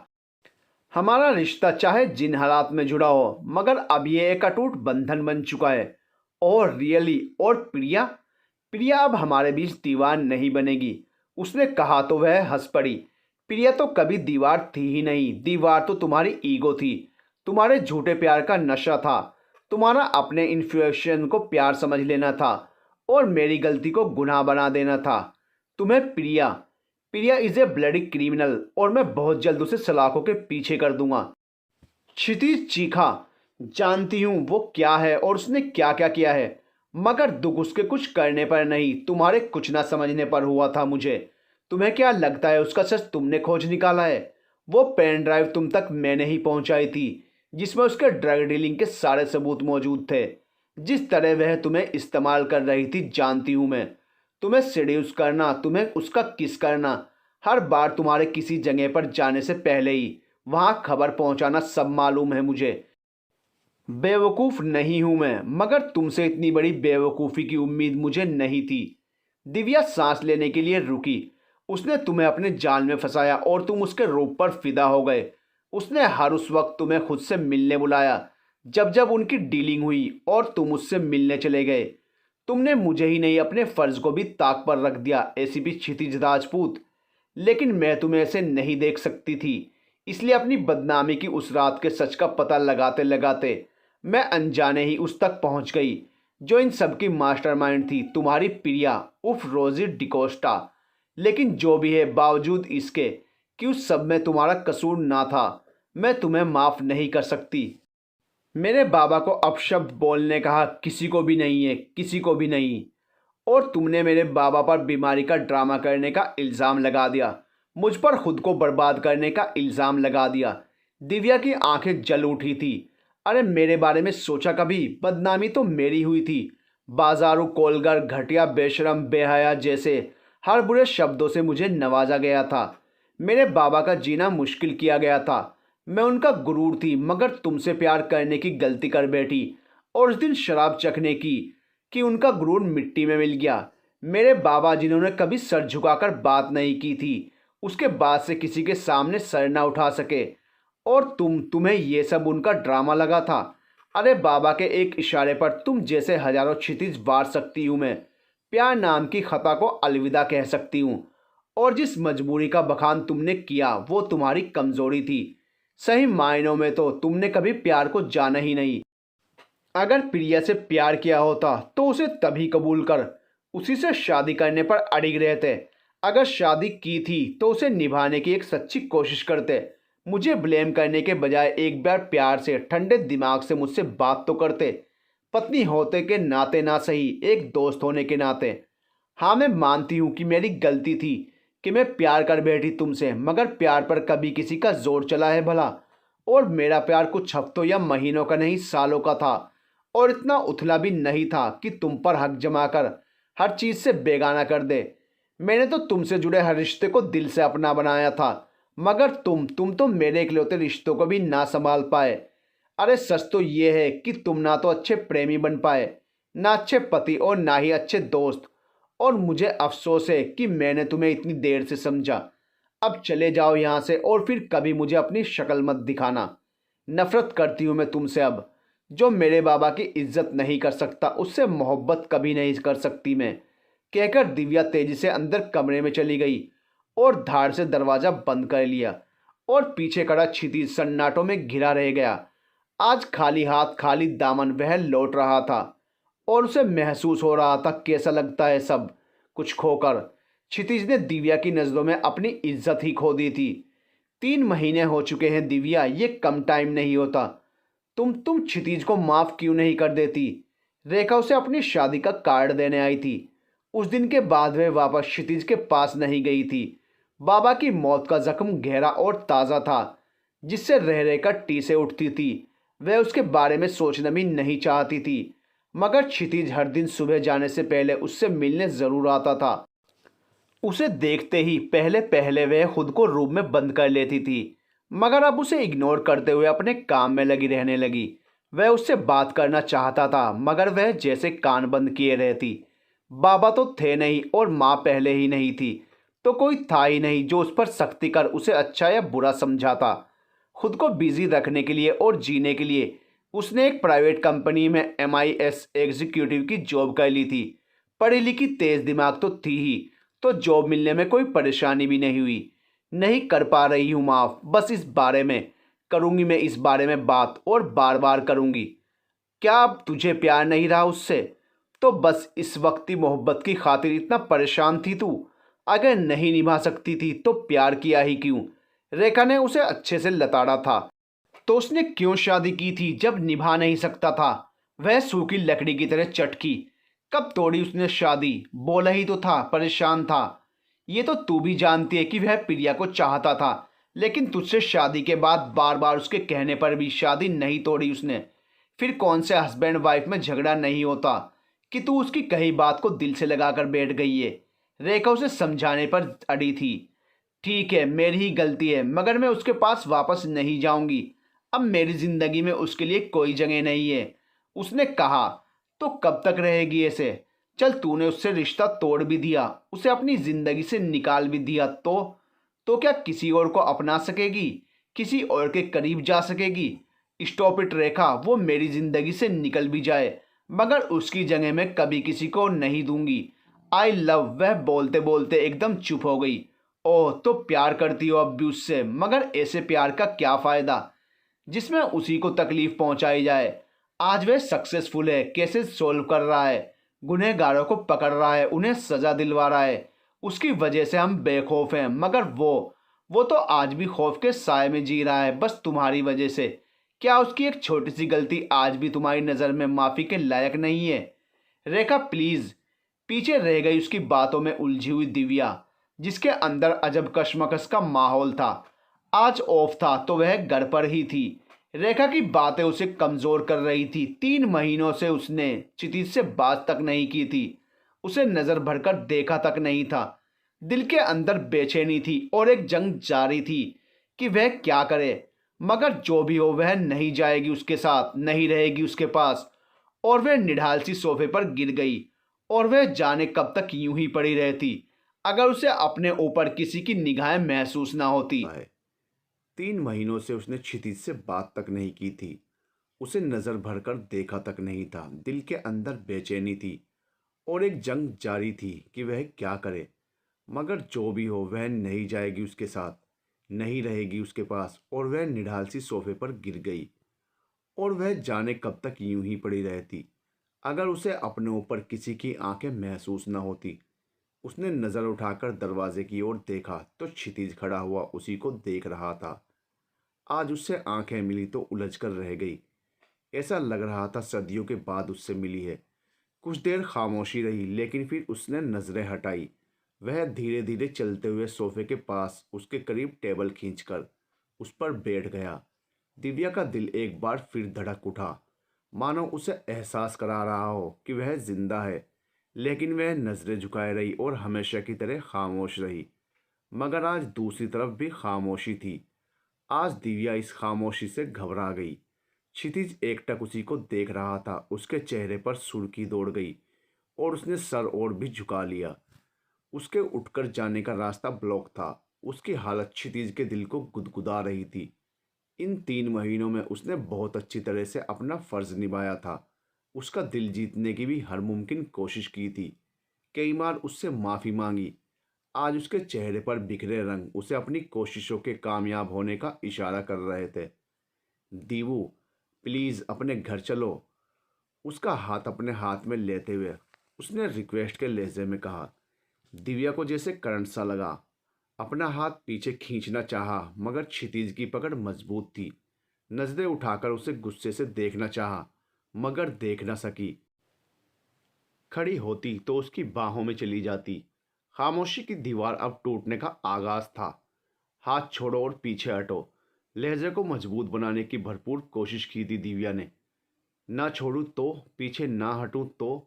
वह मुस्कुराया और उसके गालों में पड़ने वाले डिंपल फिर इसके दिल को लूटने लगे। मैं तुम्हें, वह सोच में पड़ गई कि क्या करेगी। उसने उसका हाथ छोड़ दिया और टेबल खिसकाते हुए उठ गया। तुम जाओ क्षितिज, मैं नहीं जाऊंगी, उसने कहा और उठकर अंदर जाने लगी।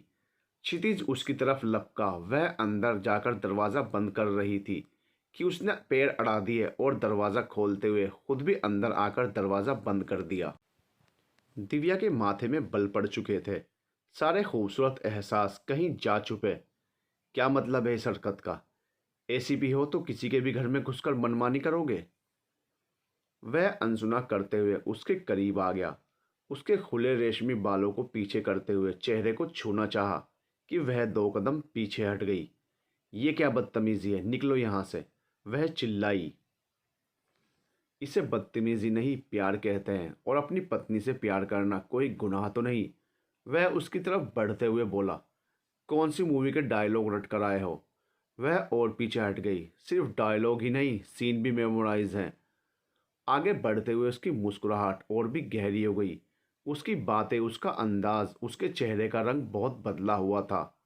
सब कुछ अलग था, अनोखा था उसके लिए। ये सब अगर पहले मिला होता तो उससे तो दिव्या के पैर जमीन पर ना रहते। मगर आज वह अलग सी सिहरन महसूस कर रही थी। अब पीछे हटने की गुंजाइश खत्म हो चुकी थी। वह बेड से जा लगी थी और क्षितिज भी उसके करीब आ चुका था। उसके हाथों की छुअन से बचने के लिए वह जरा पीछे हुई तो लड़खड़ाकर बेड पर जा गिरी। वह भी उस पर झुकते हुए उसके हाथों को अपने हाथों में ले चुका था। उसकी उंगलियों में अपनी उंगलियां फंसाते हुए क्षितिज उस पर झुक गया था। इस एक पल में उसके चेहरे ने ना जाने कितने रंग बदले थे। उससे छूटने की कोशिश बेकार हो रही थी। घबराहट से उसके माथे पर पसीना चमक उठा। पीछे हटो क्षितिज, बामुश्किल उसने कहा। लेकिन वह उस पर झुका और उसकी आंखों को स्पर्श कर लिया। उसकी सिहरन उसने साफ महसूस की थी। दिल की धड़कन बेकाबू थी, मुंह लाल हो गया था। अपनी पूरी ताकत से उसने उसे हटाना चाहा, मगर कामयाब ना हो सकी। शर्म के रंग ना चाहते हुए भी उसके गालों पर बिखर गए थे। चेहरा दहक उठा था। क्षितिज, उसके होठ कपकपाए। उसकी आंखें खुद ब खुद ही बंद हो गई। निकलो यहाँ से, अभी निकलो, वरना मैं कोई लिहाज नहीं करूंगी। वह तकिया फ्लावर पार्ट जो उसके हाथ में आ रहा था उस पर फेंक रही थी और चिल्ला रही थी। उसके हाथों ने हल्की सा होल्ड लूज किया ही था कि दिव्या ने उसे झटके से पीछे किया और पलटकर बेड के दूसरी ओर उतरकर खड़ी हो गई। चेहरा सुर्ख हो रहा था, गुस्से से वह लरज रही थी। वह भी खड़ा हो गया। उसकी डार्क ब्राउन आंखें शरारत से चमक रही थी। हल्की सी मुस्कुराहट होंठों पर थी। वह गुस्से से जल उठी। फिर उसने जो भी हाथ में आया उसे मारना शुरू कर दिया। अरे अरे रे दीवू, क्या कर रही हो यार? मैं तुम्हारा पति हूँ। पति को नहीं मारते हैं दीवू, वह कैच करते हुए कभी बचते हुए कह रहा था, मगर होंठों पर अब भी मुस्कुराहट थी। तुम मुझे मत सिखाओ कि किस करना। ओके, मत सीखना, लेकिन मार क्यों रही हो? उसकी बात उसने बीच में ही उचक ली थी। आई विल किल यू, बाहर निकलो फौरन। अब उसके हाथ में संगमरमर का वास था। ओके ओके, मैं जा रहा हूँ, लेकिन यार बता तो दो, वह दरवाज़ा खोलते हुए बोला। कह दिया ना नहीं जाऊंगी मैं, वह तेजी से बोली। वो नहीं फिर? उसके माथे में बल पड़ गए। How did you feel during? वह उसकी तरफ मुड़कर शरारत से बोला। Shut up and get out. उसने पूरी ताकत से चिल्लाकर हाथ में पकड़ा संगमरमर का वास उस पर फेंका, जिसे उसने महारत से कैच कर लिया और हंसते हुए उसे बाहर सेंटर टेबल पर रखकर बाहर निकल गया। उसने उसे जाते देख चैन की सांस ली और आंखें बंद कर ली। उफ, ये क्या हो गया है मुझे? वह धीरे से बड़बड़ाई। प्यार प्यार हो गया है, वह बोला। उसने तेजी से आगे बढ़कर मेन गेट उसके मुंह पर बंद कर दिया और पलटकर अंदर चली गई।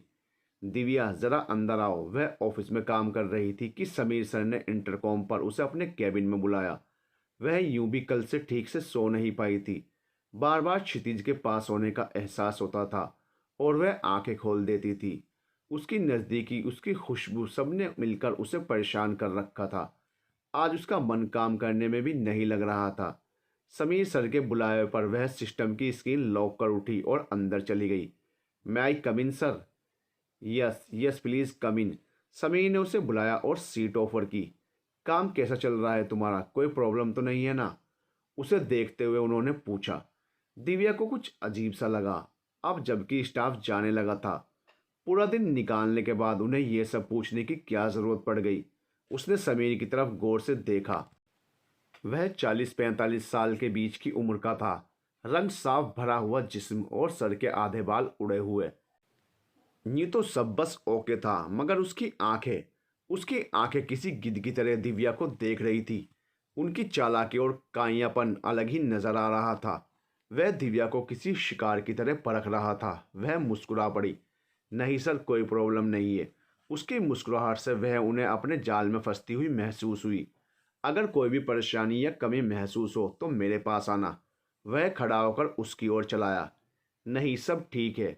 Divya, don't get me wrong, मैंने सुना है तुम अपने पति के साथ नहीं रहती। Is all well? उसने उसकी चेयर की बैक पर हाथ रखा। दिव्या के माथे पर बल पड़ गए। अब उसकी बर्दाश्त जवाब देने लगी थी। वह भी खड़ी हो गई, मगर चेहरे को नॉर्मल रखा। मैं जानता हूँ कि बहुत सी ज़रूरतें होती हैं पैसे के अलावा भी। मैं तुम्हारी हर ज़रूरत को पूरा कर सकता हूँ। इतने महीनों से अलग रह रही हो, क्यों ना आज रात हम कहीं बाहर चलें? उसने लहजे में चाशनी घोलते हुए कहा। कहाँ? जहाँ तुम चाहो, जिस होटल में कहो रूम बुक कर देता हूँ। बस तुम और मैं, तन्हाई, मदहोशी, मस्ती का आलम। उसने दिव्या का हाथ पकड़ा और तभी एक झन्नाटेदार थप्पड़ ने उसके सारे ख्वाब चकनाचूर कर दिए। तो तूने मुझ पर हाथ उठाया साली? आज तू ऐसे नहीं जाएगी यहाँ से। वह उस पर झपट पड़ा, लेकिन दिव्या के दो चार दांव से ही वह चित हो गया। उसे कॉलर से पकड़कर खड़ा किया। तुझे क्या लगा पके फल की तरह दिव्या भी तेरी झोली में आ गिरेगी? मैं दिव्या हूँ और मेरे साथ कोई मैसअप करने की कोशिश की तो अच्छा नहीं होगा। उसे पीछे धकेलकर वह बाहर निकल गई। Looking gorgeous sweetheart. Kshitij की आवाज़ पर वह जम गई। आज रेखा की शादी थी और वह उससे मिलने के बाद एक शांत से कोने में लगी टेबल पर थी जब करीब से ही उसकी आवाज़ उभरी। अगले ही पल वह उसके सामने आ बैठा। उसे समझ नहीं आ रहा था कि वह कैसे रिएक्ट करे। उस दिन का हर मंजर उसकी निगाहों में घूम गया था। क्षितिज ने पूरे हक के साथ उसका जायजा लिया। वायलेट कलर की साड़ी में लंबे बालों की फ्रेंच नोट बनाए, हल्के से मेकअप और सादे से सिल्वर झुमकों में वह सोबर और खूबसूरत लग रही थी। आज भी उसके नाम का सिंदूर और मंगलसूत्र उसे रौनक दे रहा था। दिव्या बेचैन और पजल हो गई थी। उठने लगी कि उसने उसके हाथ पर अपना भारी हाथ रख दिया। हाथ हटाओ अपना, उसने गुस्से से मगर धीमी आवाज में कहा। आज उसकी बेस्ट फ्रेंड की शादी थी और वह उसमें कोई बदमजगी नहीं चाहती थी। क्षितिज ने जवाब में कहा तो कुछ नहीं, बस उसे मुस्कुराकर देखता रहा। हाथ नहीं हटाया तो उसने अपना हाथ झटके से निकाला और उठकर जाने लगी, मगर क्षितिज ने आगे बढ़कर उसका रास्ता रोक लिया। कब तक ऐसे दूर भागती रहोगी? आना तो तुम्हें मेरी बाहों में ही है। सपने देखने पर कोई पाबंदी नहीं है, देखते रहो, वह रुखाई से बोली और साइड से निकल गई। उसे मनाना टेढ़ी खीर साबित हो रहा था। वह उसके पीछे लपका। वेटर, एक गिलास पानी, उसने वेटर को कहा और उसके पास गया। तुम क्यों मेरे पीछे पड़े हो? यहाँ कोई सीन क्रिएट मत करो। मैं नहीं चाहती रेखा की शादी में कोई तमाशा हो। प्लीज मेरा पीछा छोड़ो, दिव्या बोली। उसका गला सूखने लगा था। तभी वेटर पानी लेकर आया, मगर उसके गिलास उठाने से पहले ही दिव्या ने गिलास उठा लिया। वेटर ये देखकर सकपका गया। वह जल्दी से वहां से निकल गया। उसने पानी पिया तो उसका टेस्ट अजीब सा था। उसने आधा पीकर ही गिलास टेबल पर रख दिया। मैं तुमसे दूर नहीं रह सकता दीवू, और ये बात मैं अब अच्छी तरह से समझ गया हूँ, उसने बेहद मोहब्बत से कहा। अचानक ही दिव्या को घबराहट होने लगी। गला जैसे कोई दबा रहा था। सांस रुकने लगी। घबराहट के मारे वह गला मलती हुई खड़ी हो गई। उसके मुंह से कोई आवाज नहीं निकल पा रही थी। और फिर अचानक ही उसने अंदर से आती उबकाई को रोकने के लिए मुंह पर हाथ रखा और उसका पूरा हाथ खून से भर गया। उसके मुंह से खून निकल रहा था। दीवू, वह खून की उल्टियां करती दिव्या को देखकर चिल्ला पड़ा। वह होश व हवास से बेगाना होकर उसकी बाहों में झूल गई। उसने बहुत जल्दी से उसे अपने मजबूत बाजुओं में संभाला और तेजी से लेकर वहां से निकल गया। प्राइवेट हॉस्पिटल के इमरजेंसी वार्ड में उसे तुरंत ही ले लिया गया था। अंदर ऑपरेशन रूम में डॉक्टर्स उसका स्टमक वॉश करने में बिजी थे। ऑपरेशन रूम के बाहर वह परेशानी से इधर उधर टहल रहा था। ये तो तय था कि जहर दिया गया था उसे, मगर कब और कैसे, और कोई उसे क्यों मारना चाहेगा? उसका दिमाग इस वक्त और कुछ नहीं सोच पा रहा था। वह बस उसकी सलामती चाहता था। मॉम डैड को उसने फ़ोन कर दिया था। कुछ देर बाद ही वो लोग भी आ गए। हर गुजरते पल के साथ उसका दिल भी डूबता जा रहा था। 2 घंटे के जानलेवा इंतजार के बाद ऑपरेशन रूम का दरवाज़ा खुला और एक डॉक्टर बाहर आया। वह उसकी तरफ तेजी और बेताबी से बढ़ा। डॉक्टर, हमने वॉशिंग कर दी है। पॉइजन ज़्यादा क्वांटिटी में अंदर नहीं गया था और जल्दी ही उन्हें यहाँ ले आए, वरना बहुत खतरा हो सकता था, डॉक्टर ने बताया। जहर किस तरह का था डॉक्टर? जो जहर उन्हें दिया गया था वो स्वीट पॉइजन की एक निश्चित मात्रा थी। ये जहर सादे पानी में भी दिया जा सकता है और किसी और ड्रिंक के साथ भी। सादा पानी सुनकर उसने एकदम से डॉक्टर को देखा और उसे याद आया कि सादा पानी तो उसने अपने लिए मंगाया था, जिसे दिव्या ने। Oh my God! तो ये मौत उसके लिए थी जिसे दिव्या ने अपने सर ले लिया था। क्षितिज ने सोचा, अभी उन्हें ब्लड चढ़ाया जा रहा है। काफ़ी ब्लड लॉस हुआ है। अगले 12 घंटे में उन्हें होश आ जाना चाहिए। नाउ एक्सक्यूज मी, डॉक्टर कहते हुए आगे बढ़ गए। 2 घंटे बाद उसे वार्ड में शिफ्ट कर दिया गया। मॉम डैड और वह उसके पास थे। वह अभी तक बेहोश थी। चेहरा पीला पड़ गया था। कुछ देर पहले जिंदगी से भरा गुस्से से देखता वह चेहरा मौत से लड़ते हुए अपनी रौनक खो चुका था। क्षितिज बेटा, तुम चेंज कर लो, मुझे तो याद ही नहीं रहा। तुमने जो कपड़े मंगाए थे अपने, ये रहे। मॉम उसकी खून से सुर्ख हुई वाइट शर्ट को देखते हुए बोली और एक बैग उसे थमा दिया।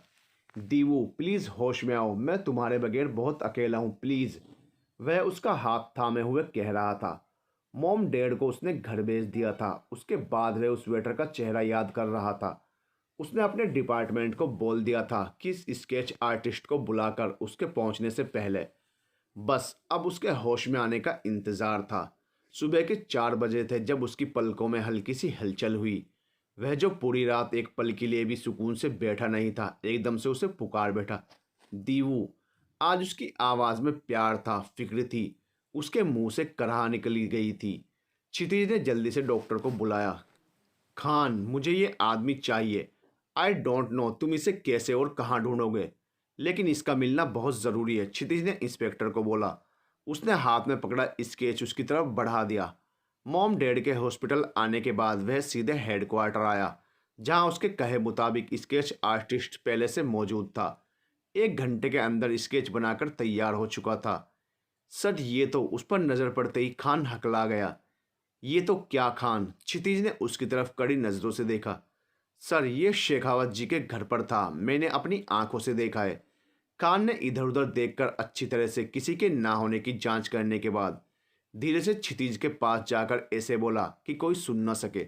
चलो, उसने खान को कहा और बाहर कदम बढ़ा दिए। खान ने भी उसके पीछे पीछे बाहर कदम रख दिया। वो दोनों पुलिस जिप्सी में थे। शेखावत, वो मंत्री? क्षितिज ने पूछा। जी सर, 1 हफ्ते पहले की बात है, उन्हें फ़ोन पर कोई धमकी मिली थी, तो मैं भी वहाँ उसकी सिक्योरिटी के पर्पज़ में था। तब मैंने मंत्री जी को एक लड़की और इस आदमी के साथ देखा था। खान ने बताया। लड़की? जी सर, मुझे क्लियर तो नहीं दिखाई दिया, बट ये आदमी बाहर मेरे पास से गुजरा था, तो ये तो कन्फर्म वही है, उसने कहा। और तुमने ऑफिस में इतने गुपचुप तरीके से क्यों बताया? सर, महाजन और तिवारी वो दोनों मंत्री जी से काफ़ी घुले मिले हैं, तो बस इसलिए। ठीक है, अभी किसी को कुछ नहीं बोलना, उसने कहते हुए जिप्सी वापस घुमा ली। उसने सोच लिया था कि वह किससे किस पर कब निगरानी रखवाएगा और क्या करेगा। वह ज़्यादा वहाँ नहीं रुका और 1 बजे तक निकल गया। मैंने कह दिया ना, मैं नहीं जाऊंगी तुम्हारे घर, दिव्या ने कहा। वह शाम को आया जब उसे डिस्चार्ज कराना था।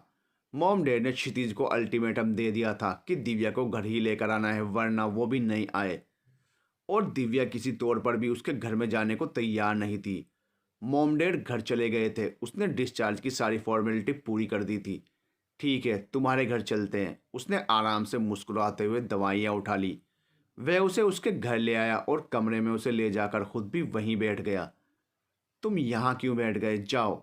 उसे आराम से बैठकर उसकी नज़रों को खुद पर जमे देखकर वह अनकंफर्टेबल हो रही थी।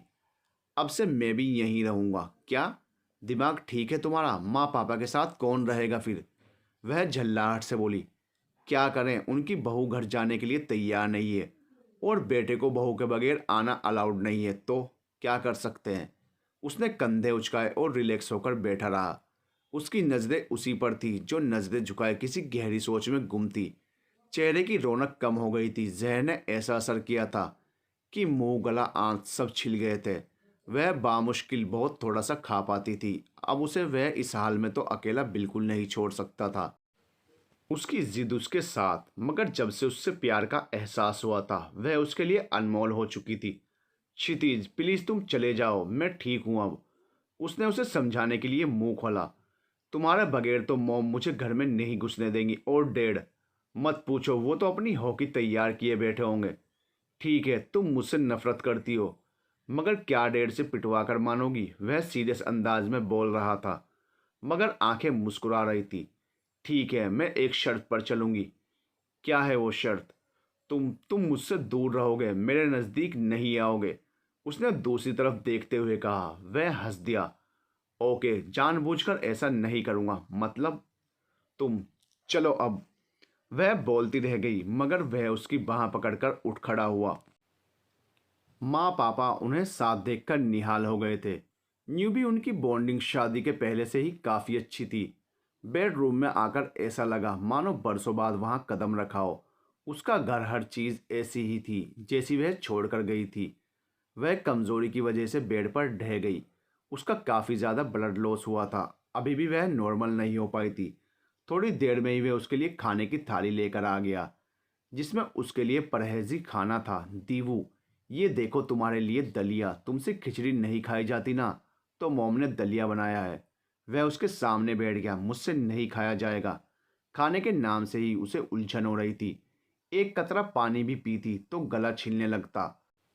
लेकिन वह भी तैयार था, क्योंकि डॉक्टर ने बोला था कि वह खाना ज़रूर खाए, वरना प्रॉब्लम हो जाएगी।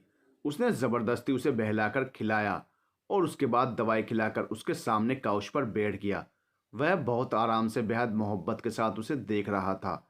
उसे इस तरह खुद को देखते पाकर दिव्या ने अपना मोबाइल हाथ में ले लिया। और उसमें लग गई, मगर उसकी निगाहों की तपिश उसका चेहरा दहका रही थी। तुम ऐसे मत देखो मुझे, मुझे अजीब लग रहा है। आखिर वह बोल पड़ी। तो कैसे देखूं बताओ? वैसे देख लूंगा, उसने बड़े आराम से जवाब दिया। डोंट बी ओवर स्मार्ट, मैंने पहले ही कहा था कि मुझसे दूर रहना। वह गुस्सा दिखाने के लिए बोली। यार मैं तो दूर ही हूँ, और तुमने देखने के लिए थोड़े ही मना किया था। मेरी वाइफ इतने महीनों बाद मेरे सामने है और करीब आने की पाबंदी भी है, तो देख तो सकता ही हूं ना। उसने बेचारी सी शक्ल बनाई। वह कुछ बोलने वाली थी, मगर फिर चुप होकर लेट गई और मुंह तक खुद को ढक लिया। क्षितिज हंस दिया। हेलो। देर रात क्षितिज का मोबाइल रिंग हुआ। वह उनींदा सा था, मगर दूसरी तरफ से ऐसा कुछ कहा गया था कि उसकी नींद उड़ गई। वह अलर्ट हो चुका था। मैं पहुंच रहा हूं, तुम तैयार रहो, मगर मेरे आने से पहले कुछ नहीं। Is that clear?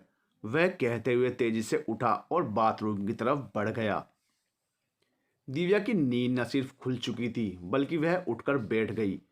पिछले 15 दिनों से माँ के परहेजी खाने, पापा के जोक्स ने और क्षितिज की परवाह ने उसे भला चंगा कर दिया था।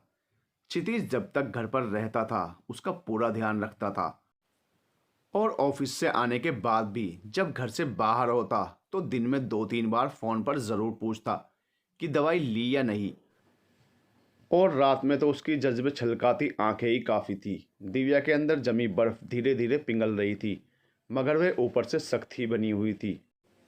आज जो वह इस वक्त जा रहा था तो उसके दिल में कुछ अजीब सा हो रहा था। यूँ तो उसकी ड्यूटी का कोई वक्त तय नहीं था और वह अक्सर आता जाता रहता था, मगर आज कुछ तो अलग था जो उसके चेहरे पर नजर आ रहा था और जिसने दिव्या के दिल को हिलाकर रख दिया था। वह पूछना चाहती थी, मगर जुबान ही नहीं हिली। वह 5 मिनट में तैयार हो गया था और अपनी गन चेक करके उसमें रखी और उसकी तरफ मुड़ा। दीवू, मुझे जाना होगा, पता नहीं कब तक लौटूंगा।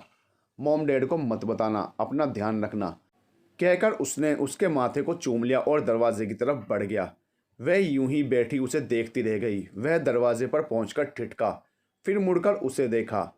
आई लव यू दीवू, मैं बहुत चाहता हूं तुम्हें, मुझे याद करो तो मेरे प्यार को याद करना, मेरी गलतियों को नहीं। कहकर वह रुका नहीं, तेजी से निकल गया। पीछे बैठी दिव्या का दिल तेजी से धड़क उठा था। क्या मतलब था इस बात का? आज इतना अलग क्यों लग रहा था? उसकी नींद न सिर्फ उड़ चुकी थी, बल्कि अब उससे कमरे में रहना मुश्किल हो गया था।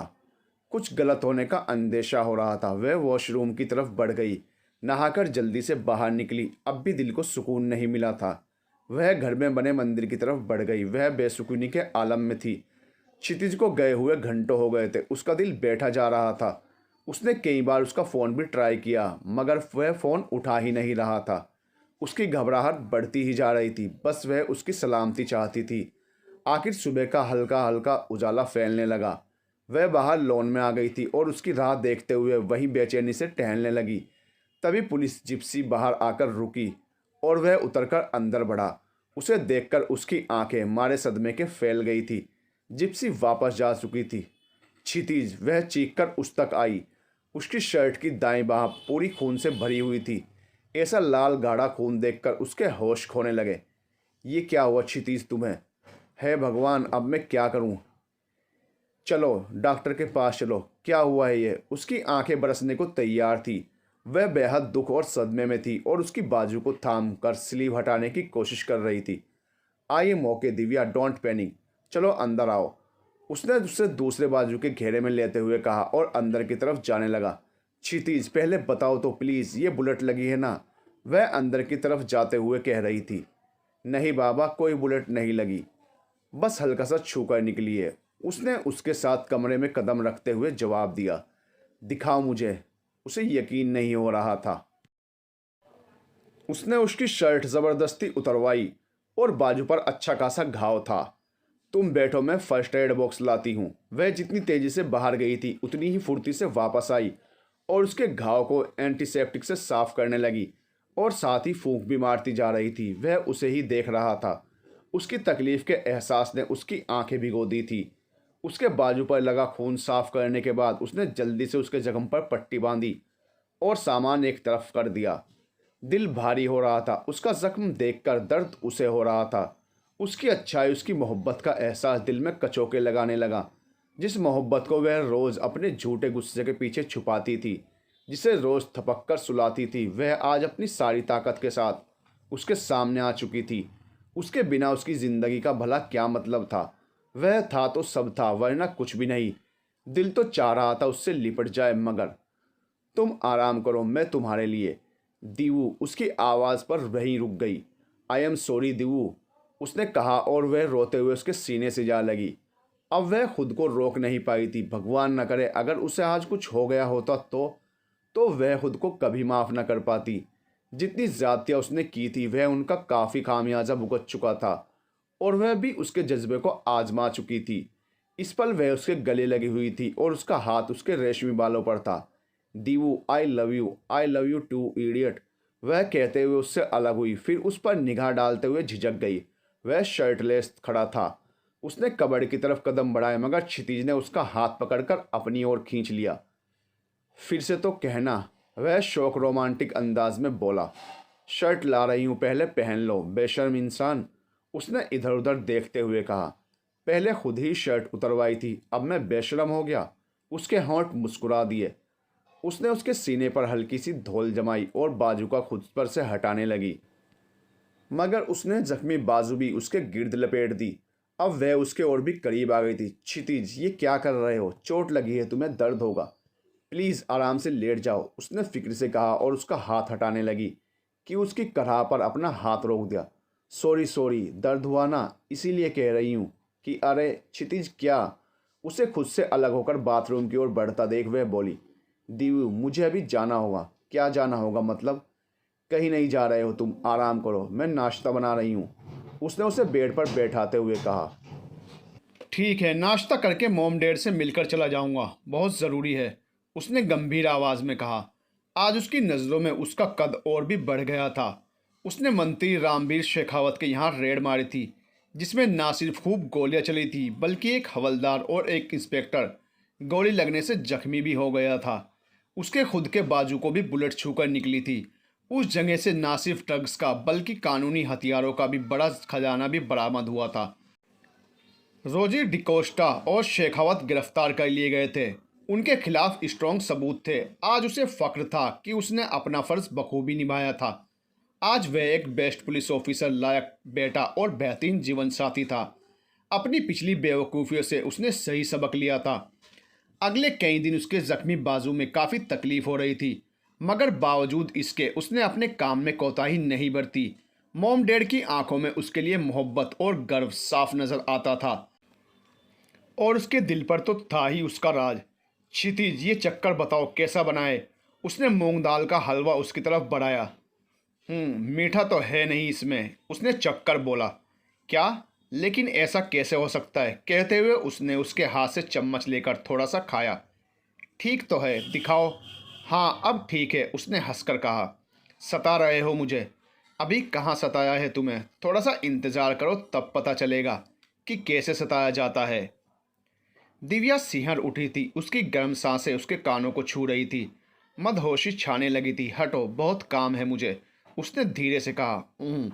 वह उसके गाल से अपना गाल सटाकर बोला। दिव्या दिव्या, कहाँ रह गई बेटा? माँ की आवाज़ पर उनकी मदहोशी लम्हे भर में छूट गई थी। वह तेजी से निकल गई। क्षितिज, मैं कह रही थी कि तुम बेड पर, वह बोलते हुए बहुत ऑड फील कर रही थी। उसने बड़े गौर से उसे नज़र भर कर निहारा। पिंक कलर की साड़ी पहने हुए, सोने से दमकते चेहरे पर, गहरी काली आंखों पर लंबी पलकें झुकाए, होंठों को दांतों से बार बार काटते हुए वह कन्फ्यूज सी बहुत ही खूबसूरत लग रही थी। उसकी हालत उसे शरारत करने पर उकसा रही थी। बेड पर मैं सोऊंगा तो तुम कहाँ सोओगी? वह उसके पास आ गया। वो मैं काउच पर सो जाऊंगी, वह हकलाते हुए बोली। क्यों? मेरे पास सोने में क्या प्रॉब्लम है? उसका शर्गोशी भरा अंदाज उसे और भी शाय फील करा रहा था। नहीं तो वो मैं क्षितिज ने उसको अपनी ओर खींच लिया। उसकी धड़कन तेज हो गई थी, सांसें गहरी हो रही थी। कमरे में फैली नाइट बल्ब की धीमी धीमी रोशनी माहौल को और भी रोमांटिक बना रही थी। उसने पलकें उठाकर उसकी तरफ देखा। वह शरारत भरी निगाहें उसी पर जमाए हुआ था। वह लम्हे भर में समझ गई कि वह उसे परेशान कर रहा है। क्षितिज, जाओ सो जाओ, मुझे परेशान मत करो। लाख कोशिशों के बाद भी उसकी आवाज़ में गुस्सा नहीं था। मुझे नींद नहीं आती, अकेले ख्वाबे में आया करो, नहीं चल सकूँगा तुम्हारे बिना मैं। मेरा तुम सहारा बनो, एक तुम्हें चाहने के अलावा कुछ और हमसे होगा नहीं। बोल दो ना ज़रा, दिल में जो है छिपा, मैं किसी से कहूँगा नहीं। वह गुनगुनाते हुए उसके और भी करीब होता जा रहा था। क्षितिज, मुझे नींद आ रही है। उसकी नज़दीकी से उसे शर्म आ रही थी, मगर शर्माना उसे खुद को ही अजीब लग रहा था और वह नहीं चाहती थी कि उसका सुर्ख होता चेहरा वह देखे। लेकिन वह तो उसके चेहरे पर बिखरे रंग ना सिर्फ देख चुका था, बल्कि उनसे मज़े भी ले रहा था। वह उसके करीब कोहनी के बल हाथ पर सर टिकाकर लेट गया। पूरी तरह से वह उसकी नज़रों में थी और इस तरह वह और भी ज़्यादा अनकंफर्टेबल हो रही थी। तुम ऐसे क्यों देख रहे हो मुझे? सो जाओ ना आप प्लीज़, वह खींचकर बोली। फिर कैसे देखें, तुम ही बता दो स्वीट हार्ट, वह उसकी आंखों में आंखें डालकर बोला। उसकी बात पर उसे अपने गाल दहकते हुए महसूस हुए। वह दूसरी तरफ देखने लगी, मगर उसकी नज़रों ने उसे तकना नहीं छोड़ा था। देखो क्षितिज, देख ही तो रहा हूँ, ये बहुत ज़्यादा हो रहा है, मैं बता रही हूँ। वह सच में तंग हो चुकी थी। हाँ यार, बहुत ज़्यादा हो रहा है। मुझे अंदाज़ा ही नहीं था कि तुम दिव्या, दिव्या दी ग्रेट, मुझसे शर्मा जाओगी और मेरा दिल लूट कर मुझी पर रौब जमाओगी। वह तो और भी ज़्यादा रोमांटिक हो रहा था। वह उठकर बैठ गई। मैं नहीं शर्मा रही हूँ, ओके? मुझे नहीं सोना यहाँ पर, मैं जा रही हूँ। पता नहीं क्या हो गया है तुम्हें, वह गुस्से के पीछे जज्बात छुपाते हुए उठने लगी। वह खड़ी तो हुई, मगर उसने उसका हाथ पकड़कर खींच लिया। अचानक ऐसा होने की वजह से वह डिसबैलेंस होकर उसी पर गिर गई। आई लव यू दीवू, उसकी आंखों में देखते हुए उसने कहा, तो वह जल्दी जल्दी पलके झपकाने लगी। बहुत प्यार करता हूँ तुमसे, कहते हुए उसके गालों को चूमती लटों को उसने हाथ से पीछे किया और दूसरे हाथ से उसे कवर कर लिया। अब वह हया से नजरें नहीं मिला पा रही थी।